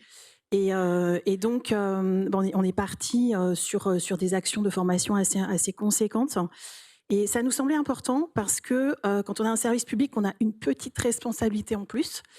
Et donc, on n'est pas juste là, nous, dans l'assurance maladie, pour rembourser des soins de santé et emmener les Français sur le chemin de la santé. On n'est pas juste un amortisseur social, quoi. On est aussi une entité qui accompagne les évolutions sociétales. Et donc, à ce titre-là, ça nous donne une responsabilité supplémentaire, et on se dit que quand on sensibilise nos collaborateurs, quand on les informe, quand on les forme, ce sont des collaborateurs qui vont parler autour d'eux et qui vont être en relation avec les publics qui nous fréquentent dans nos agences et au téléphone. Et donc, ça peut renforcer, en tout cas, l'impact du service public.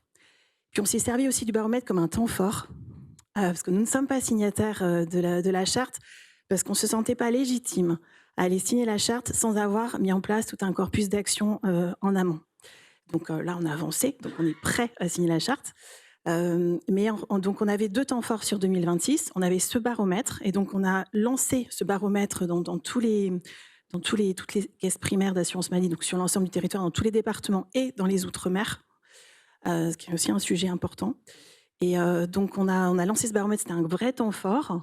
On a eu pour notre première participation 21% de répondants.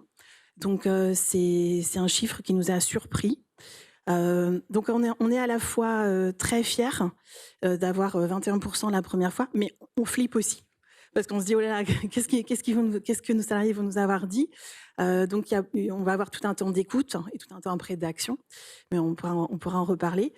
Et donc ça, c'était notre premier temps fort. Et notre deuxième temps fort sur l'année, c'est un dispositif qui s'appelle la très belle équipe de l'assurance maladie. Donc tous les ans, on a un dispositif d'accélération de mobilisation. Donc il y a 2 ans, c'était les JO, donc c'est le sport. La très belle équipe faisait du sport. La très belle équipe de l'assurance maladie faisait du sport. L'année dernière, c'était sur la très belle équipe qui s'engageait sur la transition écologique. Et cette année, c'est la très belle équipe qui avance sur la promotion de la diversité et l'inclusion. Et donc, on a lancé une jolie opération qui s'appelle Marchons, Chantons et Affichons. Et donc, on a lancé nos 80 000 collaborateurs sur tout le territoire pour des challenges de pas connectés sur l'inclusion, la création d'une playlist collective contre les discriminations et des affiches. On a fait des arts créatifs dans toutes les EPAM pour faire des affiches contre les discriminations. Un grand merci. Et on y reviendra, mais quelle première participation? Vous l'évoquez, 21% de participation sur 80 000 salariés. C'est plus de 14 000 répondants et répondantes au baromètre cette année. Donc évidemment, sur l'ensemble du territoire français, ça peut s'applaudir.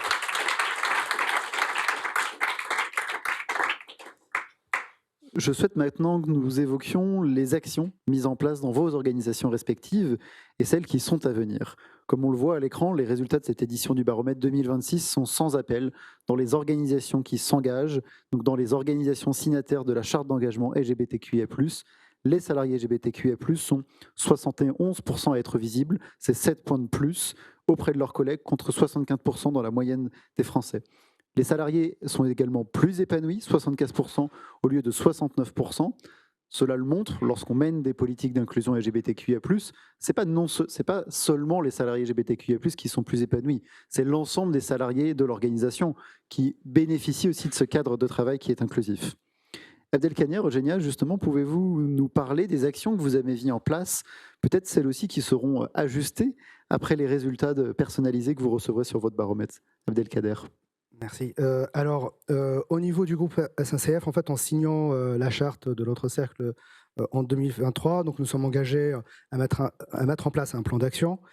Je vais en citer deux qui sont assez importantes.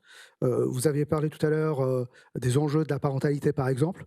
Donc, au sein du groupe, sous l'impulsion de l'association GARE, donc c'est l'association des personnes LGBT+, du groupe SNCF. Donc, c'est aussi des acteurs très actifs au niveau de l'entreprise et avec qui nous travaillons au quotidien sur ces sujets. Donc, la SNCF a introduit en 2024 donc une évolution importante pour les salariés LGBT+, par la création en fait, du congé égalitaire d'accueil de l'enfant. Donc, en fait, c'est étendre le congé paternité d'accueil de l'enfant au deuxième parent, quel que soit son genre. Donc ça, c'est une disposition, une disposition phare donc, que nous avons mis en place. Et puis la deuxième action, c'était la possibilité de modifier son prénom et sa civilité dans les logiciels et outils internes de l'entreprise. Et nous trouvons que c'est essentiel parce que ça permet aussi aux personnes donc en transition d'être reconnues par l'entreprise. Donc, on a parlé de visibilité, donc ça en fait partie. Et d'autre part, ça permet aussi de justifier le changement de prénom à l'état civil. Donc ça, c'est les deux actions que je peux partager avec vous. Et puis, les actions à venir, bien évidemment, comme toutes les entreprises, nous avons hâte d'avoir les résultats parce que ça me permettra en interne avec l'association GARE, mais aussi avec nos services internes, que ce soit la direction de la communication, le pôle études ou bien les référents diversité et inclusion des sociétés, de co-construire, je dirais, ce plan d'action en fonction de ces résultats. Mais il y en a une que je peux partager avec vous qui est en cours. Donc c'est dans le cadre des politiques de recrutement. Nous portons bien évidemment des valeurs d'égalité. Et nous allons lancer prochainement, donc, dans le cadre des mois des fiertés, une campagne LGBT+, sur le site de l'emploi. Donc l'idée, bien évidemment, c'est d'attirer des candidats, mais aussi de retenir les talents. Donc c'est donné à voir. Et donc ça sera avec des témoignages donc, de salariés engagés, dont des membres de l'association GARE, mais aussi qui sont dans des métiers différents. Que ce soit les métiers, on a parlé de CSP, donc ça aussi, donc que ce soit des métiers transverses, mais aussi des métiers de production. Donc voilà, donc il y a cette partie-là que nous allons faire, mais en parallèle aussi, nous nous engageons à mettre en place une communication interne avec des affiches portraits de personnes LGBT+. Donc, on va mettre à disposition à l'ensemble des établissements du groupe SNCF. Je vous remercie. Et pour mettre fin en suspense, Julien me soufflait dans l'oreille qu'on pourra vous envoyer dès cet après-midi les résultats personnalisés pour l'ensemble des organisations qui ont souhaité avoir accès à leurs résultats. Donc, dès cet après-midi, vous allez pouvoir effectivement ajuster les curseurs de vos politiques inclusion en fonction des situations les plus préoccupantes. Qu'en est-il auprès de l'EPF Engineering School sur les actions menées? Oui, je commence aussi avec une action auprès des salariés parce que nous, on est une école, donc on a deux populations qui cohabitent, on va dire, dans notre établissement. Donc il y a les salariés, mais il y a aussi les étudiants et étudiantes. Donc vis-à-vis des salariés, c'est l'utilisation de normes d'usage. Voilà, c'est quelque chose qui a été promu par la direction des ressources humaines. Il faut dire, si je veux me permettre aussi, que en fait, même si le processus de signature de la charte n'est pas top-down du tout, il faut que tout le monde soit impliqué. il faut aussi qu'il y ait un fort engagement de la part de la gouvernance de l'établissement. Donc ça a été notre cas. Donc il faut dire que le directeur général et puis les membres du comité de direction ont été très engagés du début. Donc ça a permis effectivement de pousser un peu plus les actions auprès notamment des salariés, mais aussi des élèves ingénieurs. Donc effectivement, l'utilisation du nom d'usage et puis une plateforme que nous avons de signalisation, parce qu'il faut le dire, malheureusement, on n'est pas dans le monde des bisounours. Il y a toujours des problèmes. Donc on est très, très ferme par rapport à notre volonté de ne pas admettre des comportements vis-à-vis de la discrimination d'une partie très importante de nos salariés et de nos étudiants et étudiantes. Donc, il y a une plateforme pour signaler effectivement ce type de comportement qui est complètement anonymisé. Donc, voilà. Et qui permet aux salariés, mais aussi aux étudiants et étudiantes de signaler ce type de comportement. Et puis, voilà, nous avons aussi quelques projets intéressants. Si je parle de mes activités au sein de l'école, moi je m'occupe de l'international, j'accompagne les salariés et aussi les élèves ingénieurs dans leurs projets d'expérience de mobilité internationale. Et on faisait déjà quelque chose à titre individuel pour les salariés et les étudiants et étudiantes qui se manifestaient LGBTQIA+. Il y avait un accompagnement spécifique sur les destinations qui pourraient éventuellement poser un problème. Voilà, ça on le faisait de façon individuelle, mais on a les projets de généraliser au sein de séminaires qu'on organise justement pour expliquer l'importance de l'expérience internationale, de faire à titre général donc une sorte de carte pour expliquer quelles sont les destinations safe et quelles sont les destinations qui ne sont pas très adaptées. Malheureusement, la situation géopolitique mondiale fait que ça change tous les jours. Donc voilà, avant les États-Unis n'étaient pas dans les paniers, maintenant ils sont là dedans.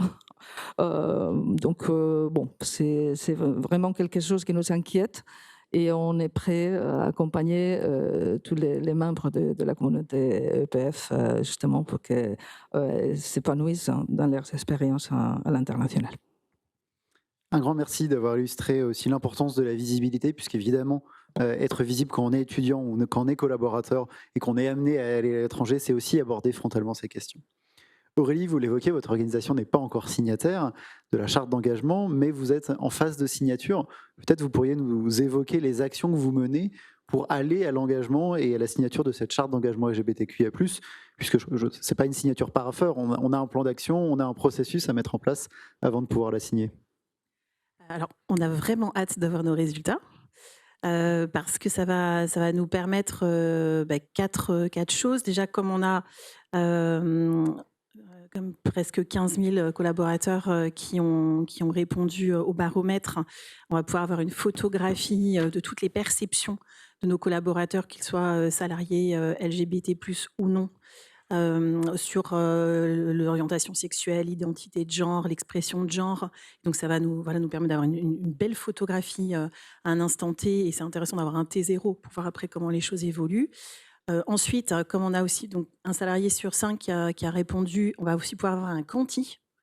Et on va pouvoir mesurer notamment, savoir où on en est sur nos salariés LGBT, sur la discrimination au travail, les agressions au travail. On va pouvoir avoir des éléments peut-être un peu plus fournis. Et puis, ça va nous permettre aussi d'avoir une sorte de mesure d'impact de ce qu'on a pu mettre en place ces derniers mois et voir si les actions mises en place ont produit du résultat. Et puis enfin, on va pouvoir réalimenter notre plan d'action pour arriver tout costaud quand on va signer la charte. On va pouvoir réalimenter ce plan d'action. Et donc, on a un comité national LGBT qui est composé d'agents de direction du réseau, donc des postes importants dans l'ensemble du réseau. On va pouvoir analyser tout ça et voir comment on renforce notre plan d'action. Et notamment, on va pouvoir voir si ce qu'on a mis en place en termes de formation, donc on a des formations qui sont obligatoires pour nos collaborateurs sur tout ce qui est LGBT-phobie, et on a un module spécifique sur la transphobie. Donc, on va voir si c'est suffisant. On va voir si notre réseau des référents LGBT+, qu'on déploie sur l'ensemble des 105 organismes territoriaux qui composent le réseau de l'assurance maladie, si ça produit du résultat, si effectivement ils font le job de manière simple et efficace. On va voir aussi si les indicateurs de suivi que nous avions mis en place étaient suffisants. On se dit là, comme ça, en regardant tout le baromètre tout à l'heure, je me suis dit, il y a certainement d'autres indicateurs de suivi qu'il va falloir qu'on ajoute. Et puis surtout, on va voir comment on améliore nos outils RH. Donc on a tout un tas d'outils qui sont soit faits, soit en cours de finalisation, soit qu'on va devoir certainement bouger, notamment notre guide de recrutement, notre guide pour les managers, tout ce qu'on met en place pour tout ce qui est procédure de signalement et sanctions. Donc voilà, on va pouvoir réalimenter tout ce plan d'action. Donc on a vraiment hâte de voir nos résultats. Donc il faut qu'on patiente aussi jusqu'à cet après-midi. Tout à fait. Ok. Merci pour vos retours, mais la matinée n'est pas finie. Et justement, tout du long de cette matinée, on a pu voir ensemble et en ligne avec plus de 200 personnes connectées, les grands enseignements dans la séquence d'avant, une hausse de la visibilité, mais aussi une hausse des discriminations et des agressions. Et je voudrais qu'on s'arrête un instant sur la différence justement entre les chiffres issus du panel national et représentatif de la population française et les chiffres justement issus du panel de nos signataires pour voir un peu les écarts. Est-ce qu'un employeur qui s'engage, ça montre des résultats? Eh bien, la réponse est très nettement oui. Chez les employeurs qui s'engagent, donc qui sont signataires de cette charte d'engagement LGBTQIA+, on a 2 fois moins d'agressions et on a 6 fois moins d'actes de violence physique. Donc on l'a vu précédemment, lorsqu'on s'engage, dès les premières années, on a un recul extrêmement net des agressions et notamment des violences physiques. On a ensuite un recul en deuxième temps des discriminations et puis dans un troisième temps, peut-être que lorsque l'employeur montre un peu de la confiance sur plusieurs années, les salariés se visibilisent et activent leurs droits. J'aimerais justement qu'on revienne sur certains des grands enseignements. Abdelkader, en préparant cette séquence, vous m'évoquez que le chiffre sur l'épanouissement en fonction du niveau de l'inclusion de l'organisation vous a particulièrement marqué et résonné avec vos actions. Plus une organisation est inclusive, plus ses salariés sont épanouis? Alors, en effet, en fait, du moins, ces chiffres que j'ai observés justement par rapport aux résultats du baromètre, ils sont en résonance aussi avec notre baromètre interne sur l'engagement et la satisfaction des salariés, donc qui sont à des niveaux d'engagement, enfin d'un niveau d'engagement qui est assez important et donc qui montre que aussi nos politiques d'engagement et de qualité de vie au travail donc ont des effets et qui ont progressé depuis 2023. Donc au final, voilà, ça permet de se dire, enfin du moins dans un premier temps de se réassurer, mais bien évidemment, il y a des marges de progression et des axes de travail aussi pour améliorer ces résultats. Mais c'est important parce que c'est tout ce qui a été évoqué dans la première partie, c'est tout ce qui tourne autour de l'absentéisme, tout ce qui tourne autour aussi de la santé mentale, parce que vous avez évoqué le sujet aussi, parce que ça a des impacts sur la santé mentale. Enfin, je fais le parallèle, comme le faisait tout à l'heure Catherine, sur le sexisme et les violences sexistes et sexuelles. Au niveau du groupe, nous avons une politique tolérance zéro sur le sujet, qui est porté par le plus haut, au plus haut niveau de l'entreprise, donc par le président directeur général de l'entreprise, donc Jean Castex. Et ça, en fait, c'est aussi montrer que c'est inacceptable et que chaque situation, chaque acte ou de comportement, on va dire, qui n'est pas adapté, sera sanctionné.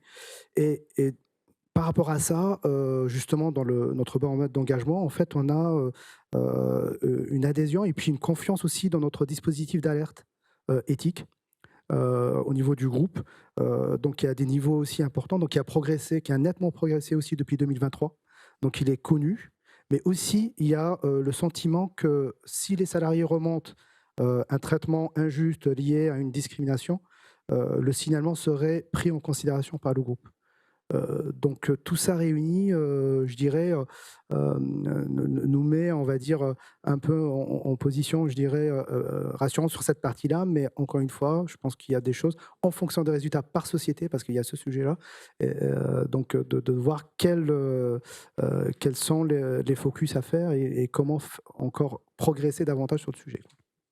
Un grand merci pour celles et ceux qui hésiteraient encore à engager des politiques diversité et inclusion. Je crois que vous nous avez livré un certain nombre d'enseignements qui montrent qu'évidemment, c'est le moment d'y aller. Eugénia, un des enseignements aussi de ce baromètre, c'est que la visibilité, elle est différente en fonction de l'âge. Alors à l'EPF Engineering School, et vous avez évidemment, comme vous l'évoquez, plusieurs publics, le corps de l'enseignement et le corps administratif, mais aussi évidemment les étudiants et les étudiantes. Est-ce que ces chiffres vous interpellent? Comment vous expliquez aussi ces éléments du fait que la visibilité en école d'ingénieur ou dans l'enseignement supérieur est très bonne, puisque 9 étudiants sur 10 sont visibles auprès de leurs camarades, mais lorsqu'on arrive dans son premier emploi ou dans des périodes un peu d'alternance, on retourne au placard. Comment vous expliquez ces éléments? Alors justement, oui, ça nous interpelle. Quelque part, on est conforté par le fait que pendant qu'ils sont dans un environnement scolaire, dans l'établissement, dans l'école d'ingénieur, les choses se passent de mieux en mieux. On fait en sorte que ce soit le cas. Après, effectivement, les écoles d'ingénieurs sont des établissements qui sont très, très en contact avec les mondes industriels, avec les entreprises. Nos étudiants et étudiantes font plusieurs stages au long de leur cursus. Donc, ça fait effectivement qu'il faut qu'ils sortent et qu'ils soient confrontés à la réalité, si on peut parler comme ça, de la même façon qu'ils les font quand ils partent à l'international. Effectivement, nous avons des alternants, donc des apprentis parmi nos apprenants. Nous avons tous nos étudiants et étudiantes qui partent en stage et qui ne sont pas très confiants, effectivement, de rencontrer les mêmes environnements bienveillants quand ils sortent de l'école. Donc, ce n'est pas surprenant, c'est bien dommage. Mais je dis que je suis confiante parce que, justement, ils sont formés par les établissements d'enseignement supérieur et c'est à nous de les former pour faire en sorte qu'ils soient des professionnels, ce soient des professionnels engagés, qui puissent justement faire améliorer cet environnement pour leurs salariés qu'ils vont peut-être un jour encadrer. Donc, ouais, c'est bon, c'est pas terrible, mais c'est compréhensible. Ouais. Merci. Et puis peut-être aux étudiants et étudiantes qui hésiteraient dans leur choix de stage ou leur choix d'employeur, je vous invite à aller sur le site de l'Autre Cercle. Il y a l'ensemble des signataires de la charte d'engagement LGBT+, et donc d'employeurs qui se sont engagés. Aurélie, alors un des enseignements marquants également de ce baromètre, c'est que 81% des salariés sont favorables à la mise en place de politiques diversité et inclusion, mais c'est aussi 19% donc d'opposition. Comment vous analyseriez ces éléments? Est-ce que ça vous inquiète à la CNAM? Est-ce que vous avez aussi déjà des premières perceptions négatives lorsque vous avez mis en place, vous l'évoquiez, ce sujet du mois ou ce sujet de l'année sur justement le zoom sur les politiques diversité et inclusion? Déjà, je pense qu'on peut se féliciter que l'Autre Cercle ait ajouté cette question dans le baromètre parce qu'elle n'y était pas avant. Donc ça donne une bonne vision un peu des détracteurs de la politique inclusion et diversité. Catherine en a parlé tout à l'heure. Je crois qu'on a vraiment l'effet Trump en pleine tête et qu'on a des détracteurs qui sont assez décomplexés maintenant et qui parlent soit dans le milieu du travail, soit en dehors du milieu du travail, mais en fait, voilà, qui nous jettent au visage l'insulte suprême « tu es woke ». Quand on aborde ces sujets. Donc en fait, en tant qu'assurance maladie, on va regarder à combien on arrive, mais je pense qu'on a plusieurs actions à mettre en place. Déjà, ça nous motive pour accélérer. Il faut qu'on continue à tracer et à continuer inlassablement à avancer et à déployer et à mesurer et à améliorer, etc. Je pense aussi qu'il faut qu'on ait une action peut-être plus protectrice. Et en tout cas qu'on soit extrêmement vigilant. Et il faut aussi qu'on les connaisse un peu plus, nos détracteurs décomplexés, qu'on voit quel âge ils ont, quel type de poste ils occupent, parce que ça peut tout changer en fait. Et il faut essayer d'aller les attraper un par un pour essayer de trouver le point de bascule en fait. Donc on peut pas dire juste on trace et on s'en moque. Non, on trace mais on regarde quand même pour essayer de comprendre. Et c'est en comprenant qu'on peut trouver des leviers d'action pour essayer de les faire avancer. Et puis, je voulais rappeler aussi qu'en tant qu'employeur, on a 2 leviers qui me semblent essentiels dans cette situation. On a d'abord le sujet de faire respecter la loi. Parce que quand même, dans les textes de loi, il y a des dispositifs qui permettent d'interdire un certain nombre de discriminations. Et c'est à nous, en tant qu'employeurs, d'avoir le courage de dire stop, de sanctionner et de pas accepter d'inacceptable. Donc il faut être un peu courageux parfois et un peu plus courageux. Et en tout cas, y aller pour faire respecter l'état de droit. Et puis, deuxième sujet, il y a le dialogue social. On en parlait tout à l'heure, je ne sais plus, je crois que c'est aussi Catherine qui en parlait.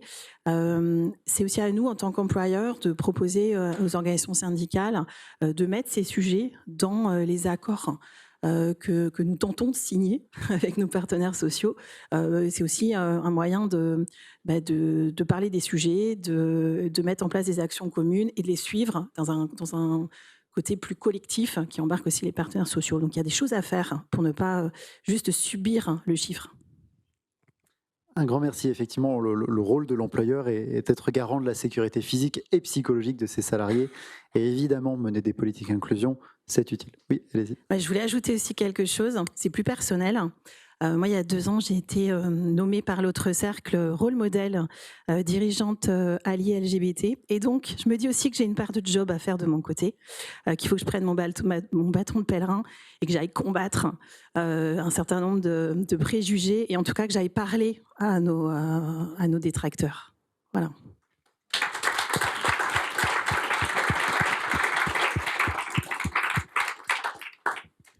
Un grand merci pour vos retours très enrichissants. C'est la fin de cette table ronde, mais je vous propose de rester avec moi sur scène puisqu'on va passer maintenant à la partie questions-réponses en salle et en ligne.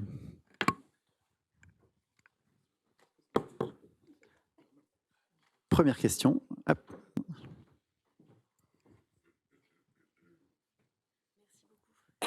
Bonjour, je suis Clémence Armand, je travaille au ministère économique et financier sur les questions égalité-diversité. Moi, je suis très intéressée, j'ai une question qui s'adresse un peu à vous trois, mais également d'abord à l'assurance maladie, concernant les congés paternité et accueil de l'enfant. Quel est aujourd'hui l'état du droit pour un couple d'hommes? À quel type de congé les 2 papas ont le droit? Et pour moi, il y a quand même un enjeu de santé de l'enfant, d'intérêt supérieur de l'enfant, à ce qu'il soit gardé par ses parents pendant au moins 2 mois, 2 mois et demi, comme les enfants nés dans le cadre de couples hétérosexuels où il n'y a pas de mode de garde avant 2 mois et demi. Je ne sais pas quelle est la réponse aujourd'hui en matière de droit. Et du coup, ça m'intéressait aussi de voir la SNCF, comment vous avez mis en place ce 2e congé. Merci beaucoup. En fait, l'égalité des droits a beaucoup avancé, sauf sur un sujet qui est celui des couples d'hommes qui accueillent un bébé conçu par GPA, sur lequel la loi n'a pas avancé. Donc du coup, pour le coup, l'assurance maladie applique les textes et donc rembourse, accompagne par des congés maternité ou accueil de l'enfant ou paternité, tout le monde, sauf le 2e conjoint d'un couple qui est adopté par GPA. Il y a quelque chose de nouveau qui se met en place aussi, c'est le congé supplémentaire de naissance qui se met en place au 1er juillet. Donc c'est 2 mois de plus, 1 ou 2 mois de plus de congés indemnisés pour les parents de jeunes enfants, enfin de bébés. Et donc là aussi, les règles sont les mêmes, c'est-à-dire que tous ceux qui peuvent bénéficier d'un congé maternité, paternité et accueil de l'enfant pourront bénéficier de ces 2 mois supplémentaires de congés indemnisés. On aura toujours le sujet que je pointais précédemment, mais voilà, il y a encore des sujets à faire avancer. Et d'ailleurs, mon collègue de droite le fait avancer d'une autre façon, voilà, qui n'est pas celle du service public, mais celle de la responsabilité de l'employeur. Effectivement, en fait, je dirais, on a été au-delà de ce que l'assurance maladie et les textes de loi prévoient. Et l'entreprise, justement, a pris le parti. Et comme je l'ai dit tout à l'heure, c'était aussi sous l'impulsion de l'association Gare, où nous avons décidé effectivement de donner ce droit aux deux parents donc, du même sexe, au même titre que les couples hétérosexuels, enfin, qui sont dans les textes, quoi.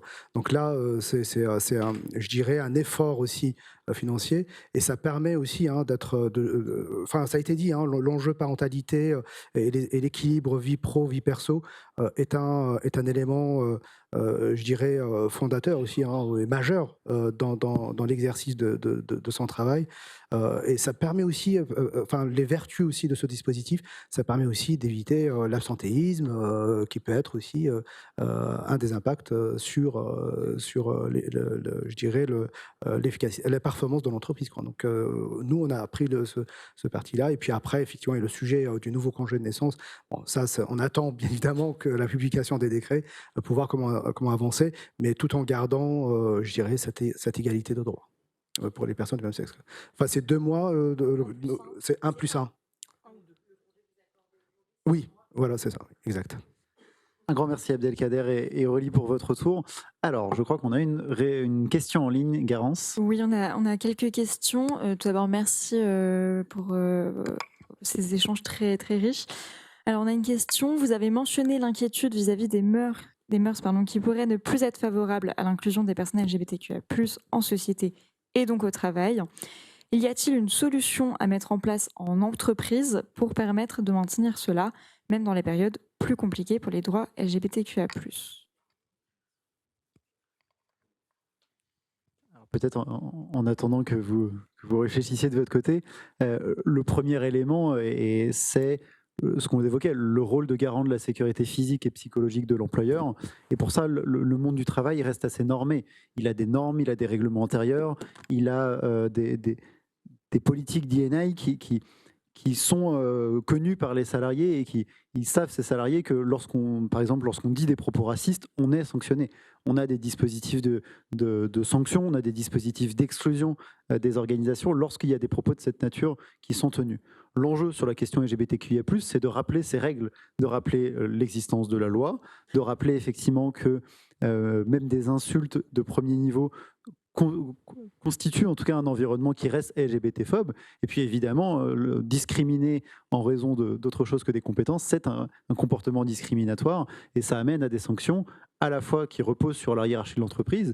C'est aussi une forme de gestion du risque. Un employeur qui va discriminer à l'embauche, il s'expose à aussi une exposition à des pénalités vis-à-vis de la loi. Donc c'est aussi cet enjeu de rappel vis-à-vis de l'employeur. Et puis après, ça passe évidemment par des questions de sensibilisation et de formation. C'est aussi un élément pour déployer les compétences et l'employabilité de ces salariés. Cette sensibilisation, elle est notamment importante sur les questions d'identité de genre, puisqu'on a aujourd'hui une phase d'instrumentalisation assez importante de par certains partis politiques. Si on parlait de la France, à voir ce qui se passe outre-Atlantique sur ces questions d'identité de genre, c'est les premières qui ont été remises en cause avant les questions d'homosexualité, parce que justement, ça surfe sur une incompréhension sociétale assez importante de ce sujet-là. Et donc, lorsqu'il y a instrumentalisation, il y a aussi libération de la parole et des propos qui sont négatifs. Et puis ce que je disais tout à l'heure, en complément, on peut aussi avoir des négociations avec les partenaires sociaux qui remettent finalement des balises un peu protectrices dans l'entreprise, et ce qui peut bouger à l'extérieur, du coup, bougerait moins à l'intérieur. Voilà, ça peut être aussi une piste tout à fait intéressante. Nous sommes l'organisme de formation, c'est notre mission principale. Donc, cette formation est proposée aux salariés et aussi aux étudiants. Donc, nous, on fait des campagnes de sensibilisation. Les salariés sont formés au biais des genres, tous et toutes. Et puis, concrètement, pour ce qui est contre la haine LGBTQIA+, il y a une formation qui est prévue dans quelques semaines. Déjà, on va commencer par les référents en général, parce que le comité de référence, c'est pas que sur les questions d'égalité ou d'inclusion, c'est aussi sur d'autres questions comme les violences sexuelles et sexistes, l'harcèlement, etc. Donc, le comité de référence va être réformé aussi. Spécifiquement sur les sujets. Mais pour nous, c'est de faire la pédagogie. On dit toujours, c'est notre mission, mais on y croit beaucoup. Oui, alors concernant le groupe SNCF, je fais le parallèle avec le sujet du sexisme dans l'entreprise. Enfin, nous avons un baromètre interne, donc sexisme, qui existe au sein de l'entreprise, sur lequel nous communiquons, sur lequel nous menons en place des actions. Et on a une politique de tolérance zéro. Et pour nous, le sujet LGBT+, est au même niveau. Enfin, c'est un sujet de sécurité des personnes. Et à ce titre, donc tout comportement, je dirais inapproprié, et je dirais peut-être amené à être sanctionné. Et ça, ça fait partie de notre plateforme de l'éthique du groupe. Donc voilà, bien évidemment, au-delà de la sensibilisation. Et puis effectivement, il y a une graduation effectivement entre le propos, le comportement, avec une échelle de sanction qui peut être aussi adaptée en fonction des situations qui peuvent être remontées, quoi. Merci. Et puis peut-être évidemment aussi rappeler l'importance des alliés. On l'a vu, les actions, elles peuvent être collectives, portées par les organisations, mais évidemment, chacun à son niveau peut agir.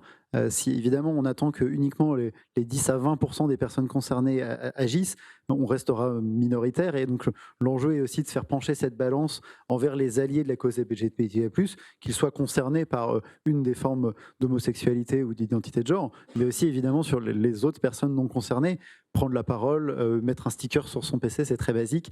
Là, on a plein de journées thématiques qui arrivent. Le 17 mai, les mois des fiertés, peut-être aussi prendre à son niveau la parole. Alors ça peut être assez basiquement à la machine à café au niveau de ses collègues, ou peut-être si on a un écho plus important aussi, de le faire sur les réseaux sociaux. Est-ce qu'on a une autre question dans la salle ?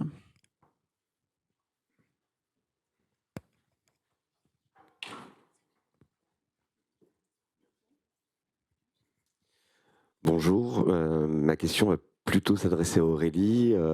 J'ai été très épaté des résultats du nombre de répondants que vous avez eu à cette édition du baromètre.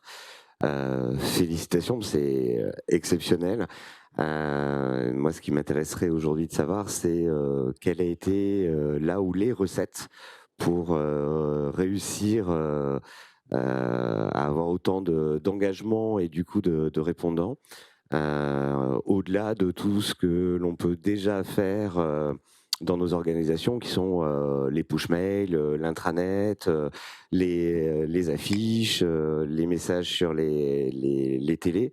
Est-ce que vous avez une recette miracle supplémentaire que vous pourriez nous communiquer et qui nous permettrait pour les années futures d'avoir d'aussi beaux résultats que les vôtres?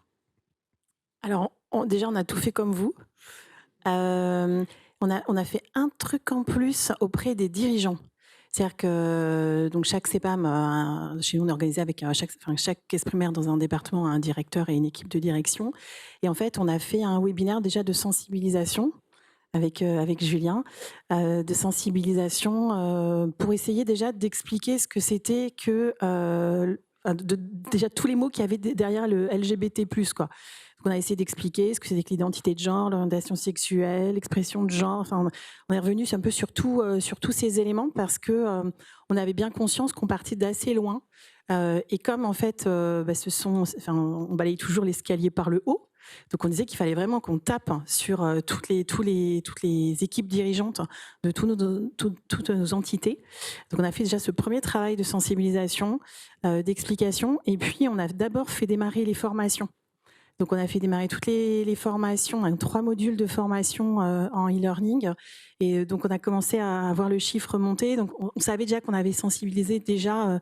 On n'est pas arrivé juste avec le baromètre comme ça. On a fait tout un travail en amont de mise en place d'actions. Et finalement, le baromètre, c'est quasiment le point haut de la démarche. Et ce qui va nous... Après, on en a aussi beaucoup parlé, mais tout comme vous, on a fait des relances et on a expliqué, on a essayé de donner du sens. C'était pas juste un baromètre, c'était pourquoi on le faisait, pourquoi c'était important, pourquoi c'était encore plus important aujourd'hui. Et voilà. Merci pour vos retours. On va passer à la suite. On prendra évidemment après d'autres questions à l'issue de la présentation. Un grand merci et on peut remercier nos intervenants et intervenantes et les applaudir.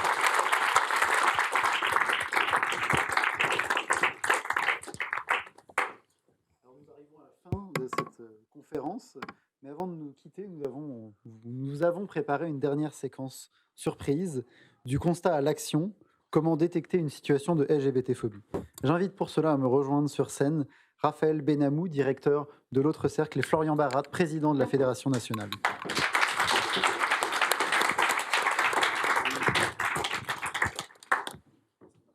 La séquence surprise, c'est nous. Oui. Ah, on reste debout comme tu veux. Hein. Très bien.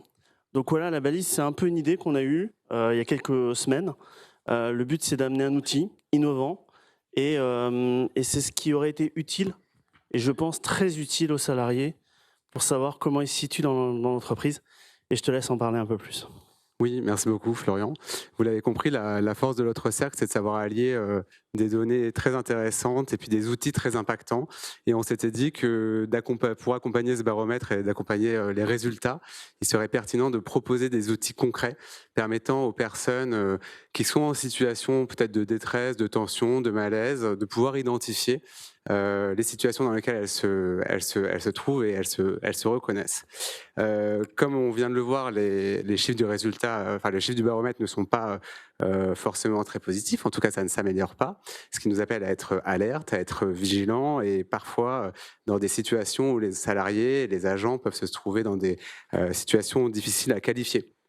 À cela, il s'ajoute un enjeu important, c'est que les situations de malaise, de tension, comme je le disais, de discrimination ne sont pas toujours simples à identifier, et souvent on peut se demander si les situations qu'on vit sont normales ou non, si elles ont leur place dans le milieu du travail ou non, si les réflexions qu'on entend sont normales ou non. Et donc c'est précisément pour répondre à ces enjeux que nous on a conçu cet outil qu'on vous présente aujourd'hui, qui est la balise.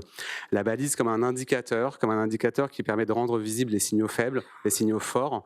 La balise comme un GPS qui permet de s'orienter finalement, qui permet de savoir où on se situe dans une organisation professionnelle. Et la balise comme une boussole, on l'a voulu comme un outil qui permet d'orienter les personnes, qui permet de les orienter dans leur situation individuelle et de se rendre compte où se situer. Concrètement, alors c'est un outil qui n'est pas innovant sur la forme, je pense qu'on a tous déjà vu et connu le violentomètre, mais concrètement c'est un outil qui présente et catégorise plusieurs situations et qui nous permet de les situer dans différents environnements professionnels, du plus inclusif, du plus finalement équilibré, et bien finalement au moins équilibré avec le critère d'attention qu'on voit ici en bas.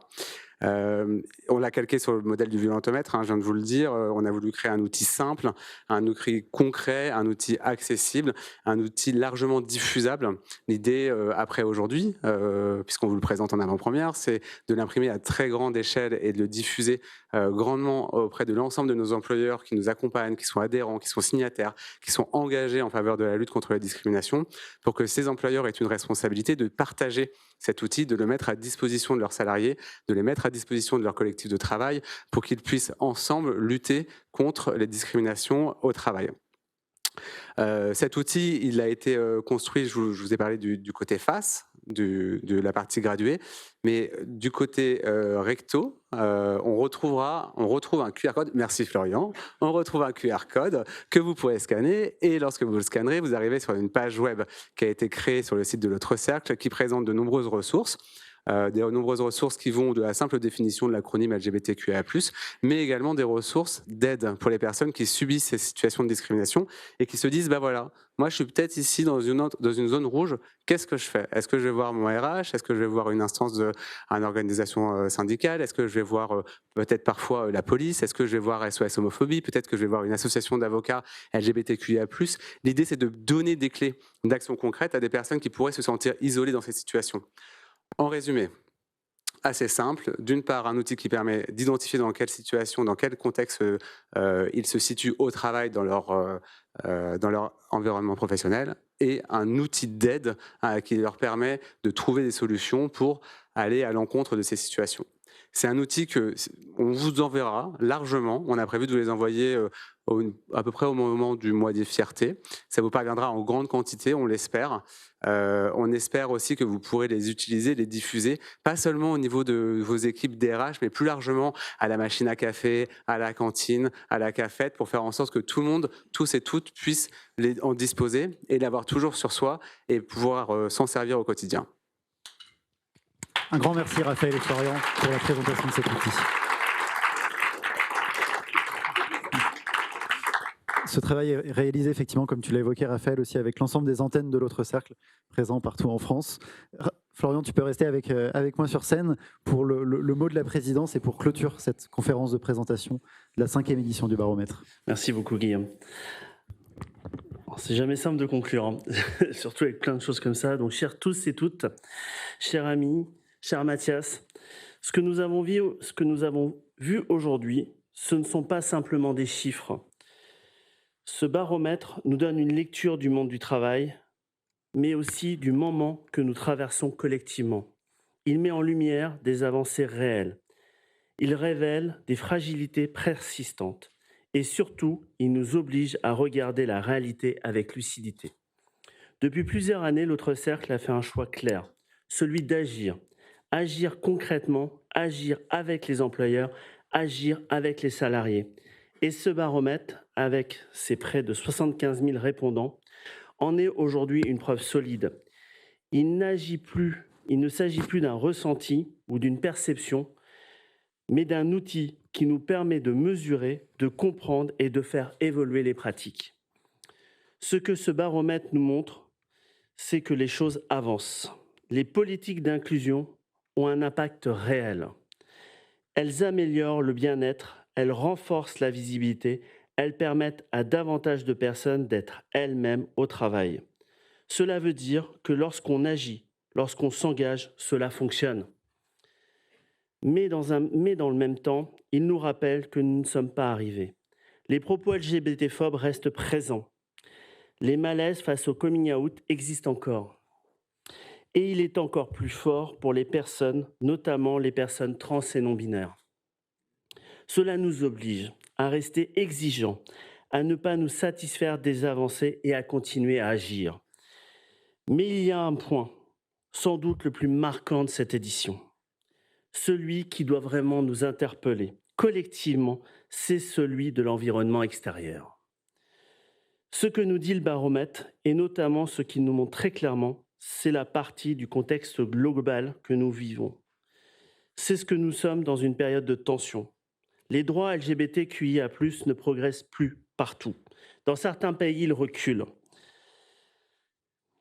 Et quand on regarde ce qui se passe aujourd'hui aux États-Unis, on voit des décisions politiques qui remettent en cause des dispositifs d'inclusion, ce qui fragilise les politiques D&I et qui envoie un signal très mauvais aux entreprises comme aux salariés.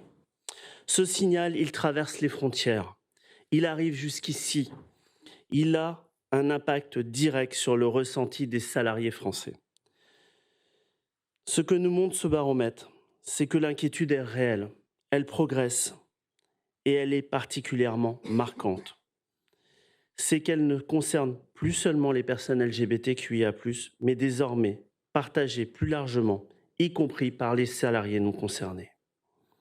Cela veut dire que nous ne sommes plus face à un sujet minoritaire, nous sommes face à un sujet de société. Et ce contexte international résonne plus particulièrement ici en France, à un moment particulier. Les échéances politiques qui arrivent, et notamment les élections présidentielles, nourrissent des interrogations, elles alimentent des inquiétudes, elles posent une question simple mais essentielle. Est-ce que ce que nous avons construit peut reculer ?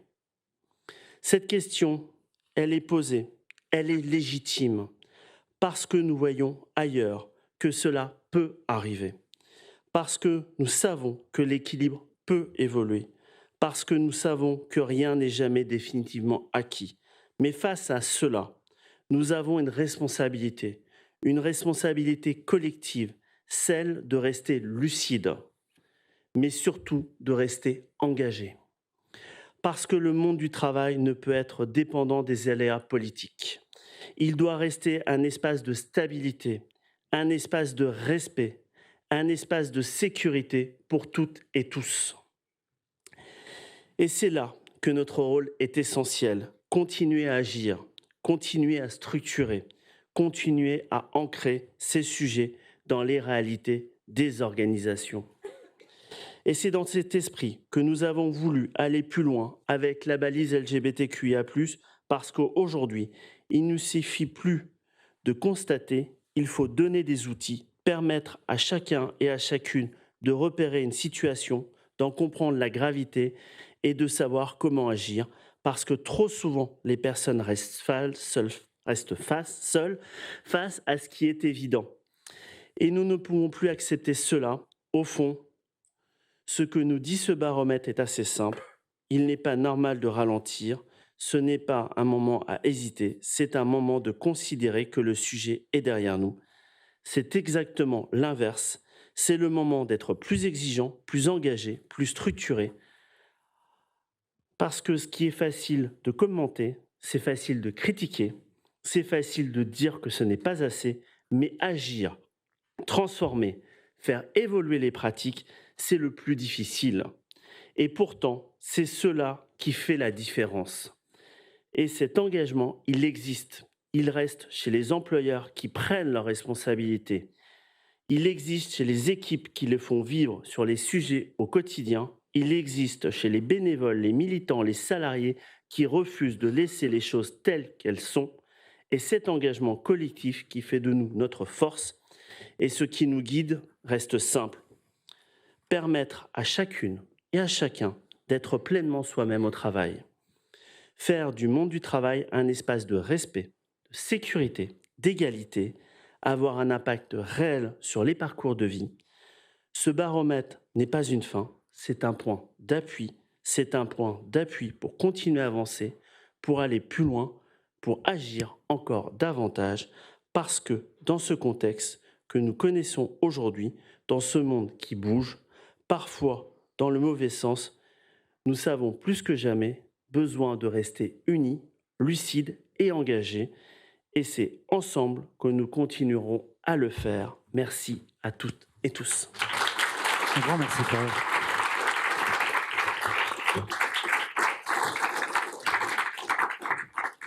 Un grand merci, Florian, pour ces éléments.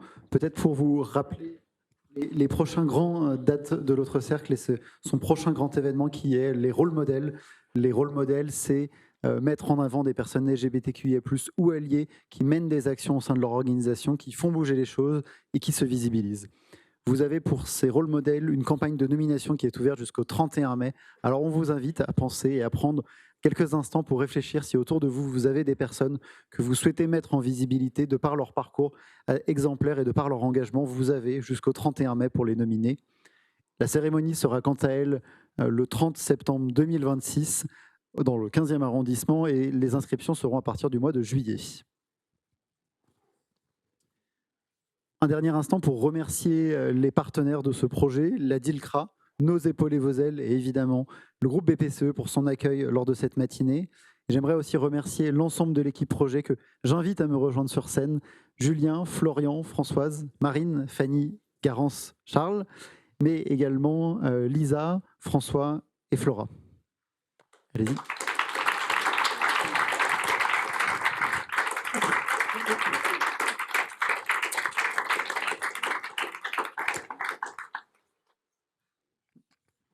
Faites pas les tivines, rejoignez-moi sur scène.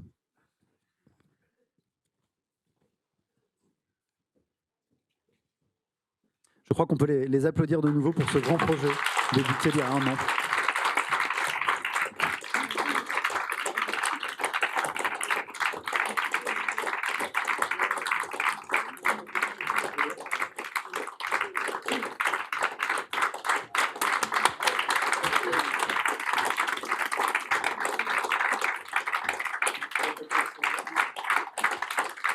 Et je souhaitais un tonnerre d'applaudissements pour Guillaume qui a animé cette table ronde et qui a porté ce projet-là.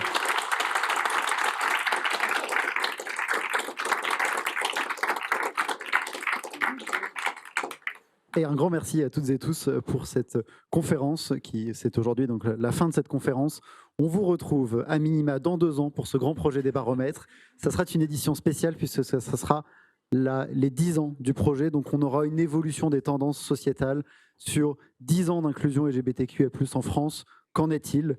Ça sera également un événement tout particulier pour l'autre cercle puisque on a été créé en 1997, donc l'association aura 30 ans. Et donc c'est 30 ans d'action et 10 ans de constat. sur l'inclusion LGBTQIA+, dans le monde du travail et de l'enseignement supérieur. Un grand merci.